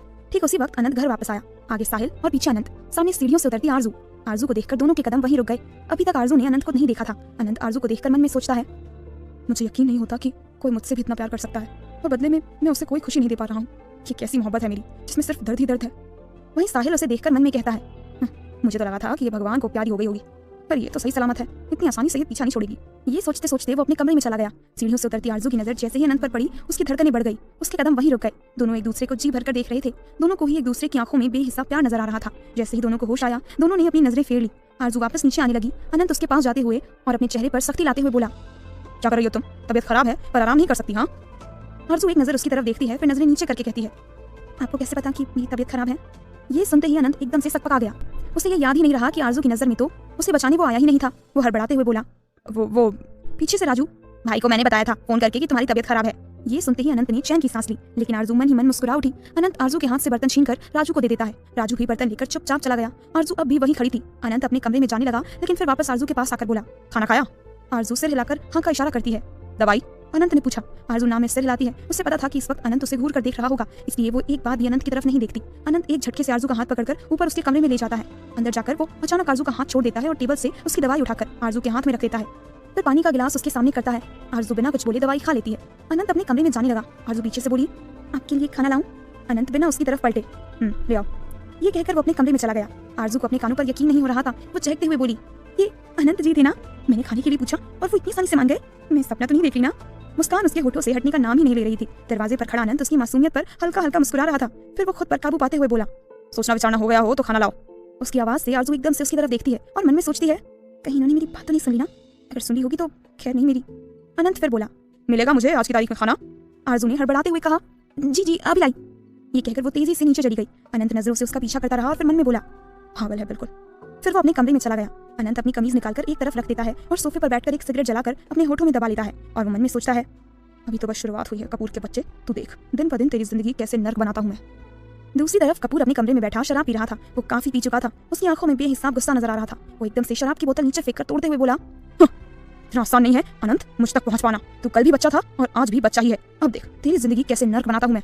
आरजू नीचे किचन में जाकर अनंत के लिए खाना गर्म करती है। ठीक उसी वक्त साहिल भी किचन में आता है। आरजू को देखकर वो चिढ़ जाता है। आरजू की नजर साहिल पर पड़ती है तो वो भी अपना चेहरा फेर लेती है। साहिल अपने लिए खाना निकालते हुए बोला, तुम्हें जिंदा देखकर बिल्कुल अच्छा नहीं लगा? मुझे तो लगा था कि तुम्हारा ये मनहूस चेहरा मुझे दोबारा नहीं देखना पड़ेगा, पर तुम तो जोक की तरह चिपक गई हो। आरजू उसकी बात का कोई जवाब नहीं देती। वो उसे नजरअंदाज करके जाने लगती है, जो साहिल के गुस्से को और बढ़ाने के लिए काफी था। वो एकदम से उसके सामने जाकर बेहद गुस्से से बोला, दुआ करना कि मुझे तुम्हारे खिलाफ कोई सबूत ना मिले, वरना तुम्हारी मौत तो मेरे ही यहाँ तो होगी। ये कहकर वो गुस्से से उसे घूरता हुआ अपनी खाने की प्लेट उठाकर वहां से चला गया। आरजू उसकी बातों को हवा में उड़ाती हुई अनंत के लिए खाना लेकर उसके कमरे की तरफ बढ़ गई। वो कमरे के सामने पहुंची, गेट खुला हुआ था। आरजू अंदर जाकर देखती है कि अनंत सोफे पर ही सो गया है। इस वक्त वो किसी छोटे बच्चे की तरह बहुत प्यारा लग रहा था। आरजू वहीं दरवाजे से टेक लगाकर पहले उसे जी भर कर देखती है। आखिर कितने दिनों बाद वो ऐसे उसे अपने सामने इतने करीब देख रही थी। उसे सुकून मिल गया था। फिर उसे ख्याल आया कि अनंत बिना खाना खाए ही सो गया है, लेकिन वो सोते वक्त इतना मासूम लग रहा था कि आरजू का दिल ही नहीं कर रहा था उसे उठाने का। वो धीरे से अंदर जाती है और खाने की प्लेट टेबल पर ढक कर रख देती है। फिर वो अनंत के ऊपर कंबल डालने लगती है। कंबल डालते वक्त उसका हाथ अनंत के सीने पर लग जाता है, जिससे उसे पता चलता है कि अनंत बुखार में तप रहा है। आखिर भीगा तो अनंत भी था आरजू के बराबर ही। आरजू एकदम से उसके माथे को छूते हुए बोली, भगवान ये तो बुखार से तप रहे हैं। वो अनंत को कंबल से पूरा कवर करके जल्दी से नीचे जाती है और राजू के पास जाकर बोली, राजू भैया जल्दी से डॉक्टर को बुलाइए, मुझे बुखार है। ये सुनकर राजू बोला, ये तो होना ही था, आखिर जितना समय तुम बारिश में भीगी हो उतना ही समय भाई भी भीगे हैं। ये सुनते ही आरजू मन में सोचती है, इतना प्यार दबा रखा है आपने अपने अंदर मेरे लिए। राजू जल्दी से डॉक्टर को फोन करता है, पर डॉक्टर का नंबर नहीं लग रहा था। अचानक फिर से बहुत जोरों से बारिश शुरू हो जाती है। राजू बोला, मुझे नहीं लगता कि डॉक्टर यहाँ तक पहुँच पाएगा। आरजू जल्दी से ठंडा पानी एक बर्तन में लेकर अनंत के कमरे की तरफ जाते हुए बोली, मेरे साथ आइए राजू भैया। दोनों जल्दी से अनंत के पास गए। ठंडी हवा चल रही थी, जिससे अनंत को ठंड लग रही थी। आरजू उसके पास जाकर जमीन पर बैठकर उसके माथे पर ठंडे पानी की पट्टी रखने लगती है। साथ साथ राजू से बोली, भैया जल्दी से बालकनी का दरवाजा बंद करो। आरजू फटाफट बालकनी का दरवाजा बंद करता है और फिर रूम हीटर चालू करता है। आरजू अनंत के पास बैठी उसके माथे पर ठंडी पट्टी रख रही थी। उसकी आंखों में आंसू थे। मन में सोचती है, ये सब मेरी वजह से हुआ है, ना मैं बारिश में भीगती और ना अनंत जी। उसके आंसू गालों पर लुढ़क आए थे। राजू उसकी तरफ देखकर बोला, रोती क्यों हो? मामूली सा बुखार है, सुबह तक तो भाई बिल्कुल ठीक हो जाएंगे। आरजू रोते हुए बोली, ये सब मेरी वजह से हुआ है, मेरी वजह से अनंत जी की तबीयत। राजू उसे देखकर मन में सोचता है, शायद यही वजह है जो अनंत भाई तुम्हें अपने करीब नहीं आने देते। वो तुम्हारी कमजोरी बनते जा रहे हैं और वो नहीं चाहते कि तुम इस तरह टूट जाओ। आरजू रोते ही जा रही थी और अनंत के माथे पर ठंडे पानी की पट्टी रखी जा रही थी। राजू उसे देखकर मन में सोचता है, समझ नहीं आता ये लड़की सही है या साहिल भाई। इसे देखकर लगता तो नहीं कि ये किसी मकसद से यहाँ आई है या अनंत भाई को कोई नुकसान पहुंचाना चाहती है। वो उसे दिलासा देते हुए बोला, चुप हो जाओ, कुछ नहीं होगा अनंत भाई को, जाओ तुम भी आराम कर लो, तुम्हारी भी तबीयत ठीक नहीं है, मैं हूँ यहाँ। आरजू बोली, नहीं, अपने अनंत जी को छोड़कर मैं कहीं नहीं जाऊंगी। प्लीज भैया, आप इस बारे में मुझे अब कुछ नहीं बोलेंगे। राजू समझ गया कि आरजू उसकी एक नहीं सुनेगी। वो वहां से उठते हुए बोला, ठीक है, पर मैं तुम्हारे लिए चाय लेकर आता हूँ, वो तो पियोगी ना? आरजू सिर हिलाकर हाँ का इशारा करती है। राजू चाय बनाने चला गया। साहिल भी अभी जाग रहा था। किचन से आती खटपट की आवाज से वो सोचता है, ये इतनी रात को राजू किचन में क्या कर रहा है, जाकर देखता हूँ। ऊपर आरजू बस अनंत के माथे पर लगातार ठंडे पानी की पट्टी रख रही थी। वो अभी भी जमीन पर बैठी थी। हालांकि रूम में हीटर चालू था, इसलिए उसे इतनी ठंड नहीं लग रही थी। वो अनंत के माथे पर हाथ लगाकर देखती है। बुखार अब पहले से काफी कम हो गया था। ये देखकर आरजू राहत की सांस लेती है। नीचे साहिल बोला, ये इतनी रात को चाय किस लिए बना रहा है राजू? राजू उसकी तरफ देखकर, वो भाई वो आरजू। साहिल पूरी बात सुने बिना ही गुस्से से बोला, तू पागल हो गया है क्या राजू? उस लड़की पर भरोसा कर रहा है जो हमारे अनंत के लिए। राजू बीच में ही बोला, मुझे नहीं पता भाई कि कौन गलत है और कौन सही, पर मुझे इतना पता है कि इस वक्त अनंत भाई की तबीयत खराब है और वो लड़की अनंत भाई का ध्यान रख रही है, उनके लिए रो रही है, जिसकी खुद की तबीयत खराब है, पर उसे अपनी कोई चिंता नहीं है। ये सुनते ही साहिल बोला, क्या हुआ अनंत को? मैं देख कर आता हूँ। पीछे से राजू बोला, साहिल भाई जा रहे हो तो ये चाय भी ले जाइए। साहिल बिना कुछ बोले चाय का कप पकड़ लेता है और ऊपर चला जाता है। अनंत के कमरे का दरवाजा पूरी तरह से बंद नहीं था, हल्का सा खुला हुआ था। साहिल धीरे से गेट खोलता है और अंदर आता है। जैसे ही उसकी नजर दोनों पर पड़ती है, अनंत जो गहरी नींद में था और उसने मजबूती से आरजू का हाथ पकड़ रखा था और आरजू वहीं जमीन पर बैठे बैठे अनंत के सीने पर से रखकर सो गई थी। साहिल एक टक दोनों को देख रहा था। वो चाय का कप टेबल पर रख देता है। अनंत को तो आरजू ने कंबल उड़ा दिया था, पर खुद वो ऐसे ही जमीन पर बैठी थी और उसे भी ठंड लग रही थी। चाहे नींद में ही सही, लेकिन दोनों ने एक दूसरे का हाथ बहुत मजबूती से पकड़ रखा था। साहिल एक नजर दोनों को देखता है, फिर अपने कमरे में जाने लगता है, पर फिर उसे राजू की बात याद आ जाती है। आरजू की भी तबीयत खराब है, पर उसे अपनी कोई फिक्र नहीं है। वो वापस आरजू को देखता है जो ठंड से खुद में ही सिमटी जा रही थी। साहिल वापस उसके पास जाता है और दूसरा कंबल आरजू पर डाल देता है। तो क्या बदल जाएगा साहिल का नजरिया? क्या अब यहाँ से होगी अनंत और आरजू के बेहिसाब प्यार की शुरुआत? ये जानने के लिए सुनते रहिए बेरहम इश्क, सिर्फ प्रतिलिपि FM पर। अनंत और आरजू दोनों ने नींद में मजबूती से एक दूसरे का हाथ पकड़ रखा था। साहिल ठंड से खुद में सिमटती आरजू को देखता है, फिर दूसरा कंबल उठाकर आरजू पर डालते हुए मन में सोचता है, इसका ये मतलब नहीं कि तुम्हारे लिए मेरा नजरिया बदल गया है। नहीं, जब तक मैं अपनी पूरी तसल्ली नहीं कर लेता तब तक मेरा शक तुम पर बराबर रहेगा। और कसम है मुझे मेरे दोस्त की, मेरे भाई की, अगर तुम जरा सी भी गलत साबित हुई तो तुम्हारी मौत मेरे ही हाथों होगी। ये सोचते हुए वो अपने कमरे में चला गया। गहरी नींद में सोया अनंत और उसके सीने पर से रखकर गहरी नींद में सो रही आरजू। हाय, कितने प्यारे लग रहे थे दोनों साथ में, किसी की नजर ना लगे दोनों को। साहिल अपने कमरे में जाकर अपने बालों में अपनी उंगलियां फंसाते हुए सोचता है, ये सही नहीं हो रहा। अनंत हद से ज्यादा मोहब्बत करने लगा है उस लड़की से। अगर ये लड़की सच में उसका इस्तेमाल कर रही है तो वो टूट जाएगा। पहले तो किसी तरह वो संभल गया, लेकिन इस बार इससे पहले कि बहुत देर हो जाए मुझे जल्द से जल्द इस लड़की के बारे में पता करना होगा। वो एक सिगरेट जलाकर होठों पर रख लेता है। पूरी रात वो ऐसे ही बेचैनी से निकाल देता है। अगली सुबह बालकनी से आती हल्की हल्की धूप जब अनंत के चेहरे पर पड़ती है तो उसकी नींद खुलती है। जैसे ही वो अपनी आंखें खोलता है, अपने सीने पर सिर रखकर सोई आरजू को देखकर वो हैरान हो जाता है। आरजू का वो मासूम सा चेहरा, चेहरे पर आते उसके रेशमी बाल, गुलाबी होठ, बड़ी बड़ी पलकें। गहरी नींद में सोती वो बहुत ही प्यारी लग रही थी। अनंत तो बस एक टक उसे ही देख रहा था और बहुत प्यार से उसके बालों को चेहरे से हटा रहा था। फिर उसका ध्यान अपने हाथ पर जाता है जो अभी भी मजबूती से आरजू का हाथ थामे हुए था। रात का तो अनंत को कुछ भी याद नहीं था। दरवाजा अब भी हल्का सा खुला हुआ था। ठीक उसी वक्त राजू आता है। वो वहीं से वापस जाने लगता है, पर अनंत की नजर उस पर पड़ जाती है और वो उसे अंदर आने का इशारा करता है। राजू धीरे से अंदर जाता है। अनंत आरजू की तरफ इशारा करते हुए बोला, ये यहाँ पर क्या कर रही है? राजू उसे सारी बात बताने लगा, कैसे अनंत की तबीयत खराब हुई, आरजू कितना परेशान हो गई थी, कितना रोई वो अनंत के लिए। उसके माथे पर ठंडी पानी की पट्टी रखी। अनंत बस आरजू का चेहरा देख रहा था। राजू बोला, मैंने तो इसे बोला भी कि अपने कमरे में जाकर आराम करे, पर नहीं मानी। अनंत कुछ नहीं बोलता, बस वो प्यार से आरजू के बालों को सहलाने लगा। राजू बोला, मैं चाय लेकर आता हूँ। ये कहकर वो चला गया। अनंत बहुत धीरे से आरजू का सिर अपने सीने से हटाकर सोफे पर तकिया रखकर वहाँ आरजू को सुला देता है। फिर वो खुद उठकर बैठ जाता है। वो उठता है और अपनी कमीज पहनता है। जैसे ही वो सिगरेट अपने होठों पर रखने लगा, उसकी नजर टेबल पर रखी खाने की प्लेट पर पड़ती है। उसे याद आता है कि आरजू उसके लिए खाना लेने गई थी, पर उसके वापस आने से पहले ही वो सो गया था। अनंत सिगरेट एक तरफ रख देता है और सोफे पर बैठकर खाना खाने लगता है। तभी आरजू की नींद खुलती है। जैसे ही वो अपनी आंखें खोलती है, उसकी नजरें सामने अनंत पर जाती है जो आराम से खाना खा रहा था। आरजू तो बस अनंत के चेहरे में खो जाती है। उसे यकीन नहीं होता कि अनंत आज उसके इतना करीब है। फिर वो मन में सोचती है, कहीं मैं सपना तो नहीं देख रही ना। फिर एकदम से उसे ख्याल आता है कि अनंत को बुखार था। वो एकदम से उठती है और अनंत के माथे को छूते हुए बोली, अब तो आपको बुखार नहीं है ना? अनंत उसकी तरफ देखता है। आरजू एकदम से पीछे हटते हुए बोली, सॉरी, वो आपको बुखार था तो। फिर अनंत को रात का रखा हुआ खाना खाते देख बोली, अरे आप ये खाना क्यों खा रहे हो? छोड़िए इसे, मैं दूसरा खाना लेकर आती हूँ। पर अनंत उसकी बातों का कोई जवाब नहीं देता। आरजू फिर बोली, कम से कम मुझे खाना गर्म तो करने दीजिए। अनंत आरजू की तरफ देखते हुए बोला, जब भूख लगी होती है तो फिर ठंडा गर्म कुछ नहीं दिखाई देता। उसकी बात पर आरजू निशब्द हो जाती है। वो वहीं खड़ी होकर अनंत को देखने लगती है। अनंत उसकी तरफ देखे बिना बोला, वहीं खड़ी होकर देखती रहोगी या पास आकर बैठोगी भी? आरजू को अपने कानों पर यकीन नहीं हो रहा था। मन में सोचती है, ये सच में अनंत जी है ना? कल तक जो मुझे खुद से दूर करते रहते थे वो आज पास बैठने को बोल रहे हैं। अनंत मन में सोचता है, कमाल है, वैसे हमेशा सवाल करती रहती है, पर आज इसने नहीं पूछा मुझसे कि मैं उसे बचाने क्यों नहीं आया। दोनों ही एक दूसरे की तरफ देखते हुए ये सोच रहे थे। तभी राजू चाय लेकर आता है, जिससे दोनों को होश आता है। दोनों अपनी नजरें फेर लेते हैं। राजू टेबल पर चाय रख देता है। आरजू एकदम से अपने कमरे में चली जाती है। अनंत उसे जाते हुए देखता और मन में सोचता है, इसे क्या हुआ? आरजू अंदर जाकर दरवाजा बंद करने लगती है, लेकिन उससे पहले ही अनंत उसके पास जाकर एक हाथ से दरवाजा पकड़ लेता है और अपनी सर्द निगाहें आरजू पर डालता है। उसे देखकर आरजू गेट से पीछे हट जाती है और अपनी नजरें झुका लेती है। अनंत अंदर आता है और दरवाजा बंद कर देता है। फिर आरजू की तरफ देखकर उसके करीब जाकर थोड़ा गुस्से से बोलता है, किसने बोला तुम्हें वहां से जाने के लिए? आरजू की धड़कनें बढ़ जाती हैं। जब भी अनंत गुस्से में उसके पास जाता था तब उसकी धड़कनें बढ़ जाती थी, क्योंकि अनंत गुस्से में क्या कर देगा ये कहना मुश्किल था। आरजू चुपचाप नजरें नीचे करके खड़ी रहती है। अनंत उसके और पास जाकर बोला, जवाब दो डैमेट, मैंने तुम्हें अपने करीब आने के लिए बोला था, वहां से जाने के लिए नहीं। आरजू अनंत की तरफ देखती है, फिर नजरें झुकाकर बोली, आप एक बार करीब आकर फिर दूर कर देंगे, वो तकलीफ मैं सह नहीं पाऊंगी। बहुत दर्द होता है जब आप मुझे नजरअंदाज करते हैं, आपकी बेरुखी सहन नहीं होती।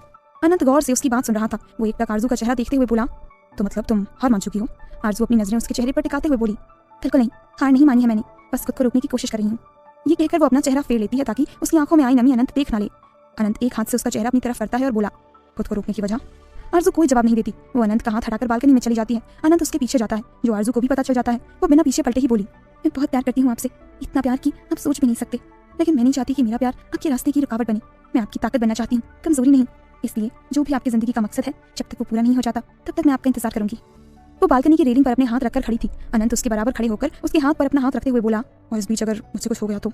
आरजू अनंत की तरफ देखती है, जो कि उसी की तरफ देख रहा था। आरजू की आंखों में आई नमी लुढ़ककर गालों पर आ जाती है, लेकिन फिर भी वो पूरे विश्वास के साथ बोलती है, कुछ नहीं होगा आपको, कुछ भी नहीं, मुझे अपने प्यार पर पूरा विश्वास है। ये कहकर वो अंदर चली जाती है। शायद वो अनंत के सामने कमजोर नहीं पड़ना चाह रही थी। अनंत अपने बालों में हाथ की उंगलियां फंसाकर कुछ सोचता है और फिर वो भी आरजू के पीछे जाता है। आरजू अपना चेहरा दोनों हाथों में छिपाकर रो रही थी ताकि उसकी आवाज अनंत के कानों तक ना जाए। उसकी पीठ अनंत की तरफ थी, पर आईने में से अनंत उसे ही देख रहा था। आरजू को ऐसे रोते देख उसके दिल में टीस सी उठती है। वो एकदम से आरजू के पास जाता है और उसे बाजू से पकड़कर अपनी तरफ घुमाकर उसे अपने सीने से लगा लेता है। आरजू भी अपनी बाहें उसकी पीठ पर कस देती है। अनंत की बाहों का घेरा भी आरजू की पीठ पर कस जाता है। दोनों की आंखें बंद हो जाती है। दोनों की ही आंखों के किनारे भीगे हुए थे। अनंत आरजू पर अपना कसाव बढ़ाते हुए मन में सोचता है, थैंक यू, तुम्हें नहीं पता कि तुमने मेरे लिए क्या किया है। मेरे मुश्किलों से भरे सफर को एकदम से आसान कर दिया है। मैं भी तुम्हें अपनी ताकत बनाना चाहता हूँ, कमजोरी नहीं। मैं वादा करता हूँ तुमसे, जिस दिन मेरा मकसद पूरा हो गया उस दिन से अनंत बस तुम्हारा होगा, सिर्फ तुम्हारा। अनंत आरजू को खुद से हल्का दूर करता है और उसका चेहरा अपने हाथों में भरकर बहुत प्यार से उसका माथा चूम लेता है। फिर तेजी से अपने कमरे से बाहर निकल जाता है। भले ही उसने अपने प्यार का इजहार नहीं किया था, पर वो बिना कुछ बोले भी बहुत कुछ बोल गया था। दिन बीत रहे थे। अनंत अब अपने मकसद के बहुत करीब था। वो कपूर को बिजनेस में काफी नुकसान पहुंचा चुका था, पर उसका असली मकसद तो कपूर की जान लेना था। आरजू और अनंत की बढ़ती नजदीकियां साहिल को बेचैन कर रही थी। इसलिए नहीं कि उसे आरजू से कोई मतलब था, नहीं, बस उसे अनंत की चिंता थी कि अगर सच में आरजू गलत साबित हुई तो अनंत खुद को कैसे संभालेगा। उधर आरजू ने भी अपना वादा निभाया। वो अनंत को अब बिल्कुल परेशान नहीं करती थी। समय से खाना, समय से सोना और अनंत का ध्यान भी रखना, सब कुछ वैसा ही जैसा अनंत चाहता था, ताकि वो जल्द से जल्द अपने मकसद में कामयाब हो जाए। अनंत भी अब आरजू की तरफ से बेफिक्र हो गया था। उसे पता था कि दूर रहकर भी आरजू उसके पास ही है, हर लम्हा हर घड़ी वो उसके साथ है। वो अब पहले से ज्यादा खुश रहने लगा था, गुस्सा भी कम करने लगा था, शराब और सिगरेट भी कम कर दिए थे उसने, और उसमें आया ये बदलाव हर कोई देख रहा था, साहिल भी। अनंत ज्यादातर रात को देर से ही घर आता था। उसकी गाड़ी की आवाज सुनकर हमेशा आरजू अपने दरवाजे पर जाकर खड़ी हो जाती थी। वही नियम हो गया था उसका रोज का। आज भी अनंत ऊपर आता है। उसकी नजरें आरजू को ढूंढ रही थी, पर ये क्या, आज आरजू अपने दरवाजे पर नहीं खड़ी। साहिल अपने कमरे में जाता है। ठीक उसी वक्त उसके फोन पर उसके खबरी का फोन आता है। ऊपर अनंत की आंखें आरजू को इधर उधर तलाश रही थी। तभी पीछे से आकर आरजू एकदम से अपने हाथ उसकी आंखों पर रख देती है। अनंत के होठों पर मुस्कान आ जाती है। वो उसका हाथ अपनी आंखों से हटाता है और आरजू को अपने सामने करते हुए बोला, कहाँ थी तुम? आरजू बोली, आपका चक्कर देख रही थी। अनंत उसे कमर से पकड़कर अपने करीब करते हुए बोला, तुम्हें पता है ना कि घर आकर मुझे सबसे पहले तुम्हारा चेहरा देखना होता है, पता है ना? आरजू सिर हिलाकर हाँ का इशारा करती है। इस वक्त वो बहुत ही मासूम लग रही थी। अनंत को उस पर बहुत प्यार आ रहा था। वो उसे अपनी और भी करीब करते हुए बोला, तुम्हें मुझसे डर नहीं लगता? आरजू उसकी तरफ देखती है, फिर अपनी बाहें उसके गले में डालते हुए बोली, बिल्कुल नहीं, आपसे तो मुझे बस प्यार और बेहद प्यार ही होता रहता है, डर तो बिल्कुल नहीं लगता। अनंत अपनी आंखें छोटी करके बोला, अच्छा जी, बहुत प्यार आ रहा है ना तुम्हें, अभी बताता हूँ। वो आरजू को बिल्कुल अपने सीने से सटाते हुए बोलता है। आरजू एकदम से उसे धक्का देकर उसके कमरे में भाग जाती है। उसकी हरकत पर अनंत की स्माइल और भी बड़ी हो जाती है। वो भी उसके पीछे जाता है। नीचे साहिल फोन पर कहता है, हेलो, हाँ क्या खबर है? खबरी कहता है, हाँ भाई, जिस लड़की की आपने फोटो भेजी थी उसके चाचा चाची का पता चल गया है। इस वक्त वो किसी गांव में है, आप कहें तो? नहीं, मुझे पूरा पता दो, मैं खुद जाकर सब पता करूंगा। जी भाई, मैं आपको मैसेज करता हूँ। फोन कट करने के बाद साहिल ऊपर अनंत के पास जाने लगता है। ऊपर कमरे में अनंत आरजू को पकड़ने की कोशिश कर रहा था और आरजू हर बार उसकी पकड़ में नहीं आ रही थी। अनंत बोला, देखो मैं बता रहा हूँ, चुपचाप मेरे पास आ जाओ वरना। आरजू उसे जीभ चढ़ाते हुए बोली, वरना क्या, हिम्मत है तो पकड़ कर दिखाइए।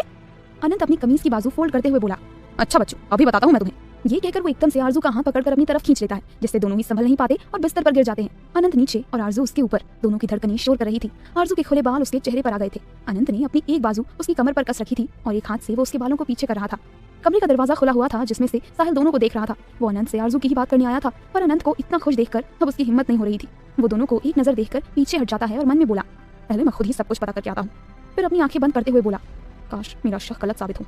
ओहो, ये क्या? उधर अनंत और आरजू का प्यार परवान चढ़ने जा रहा है और इधर साहिल का शक। पता नहीं किसकी जीत होगी। जानने के लिए सुनते रहिए बेरहम इश्क, सिर्फ प्रतिलिपि FM पर।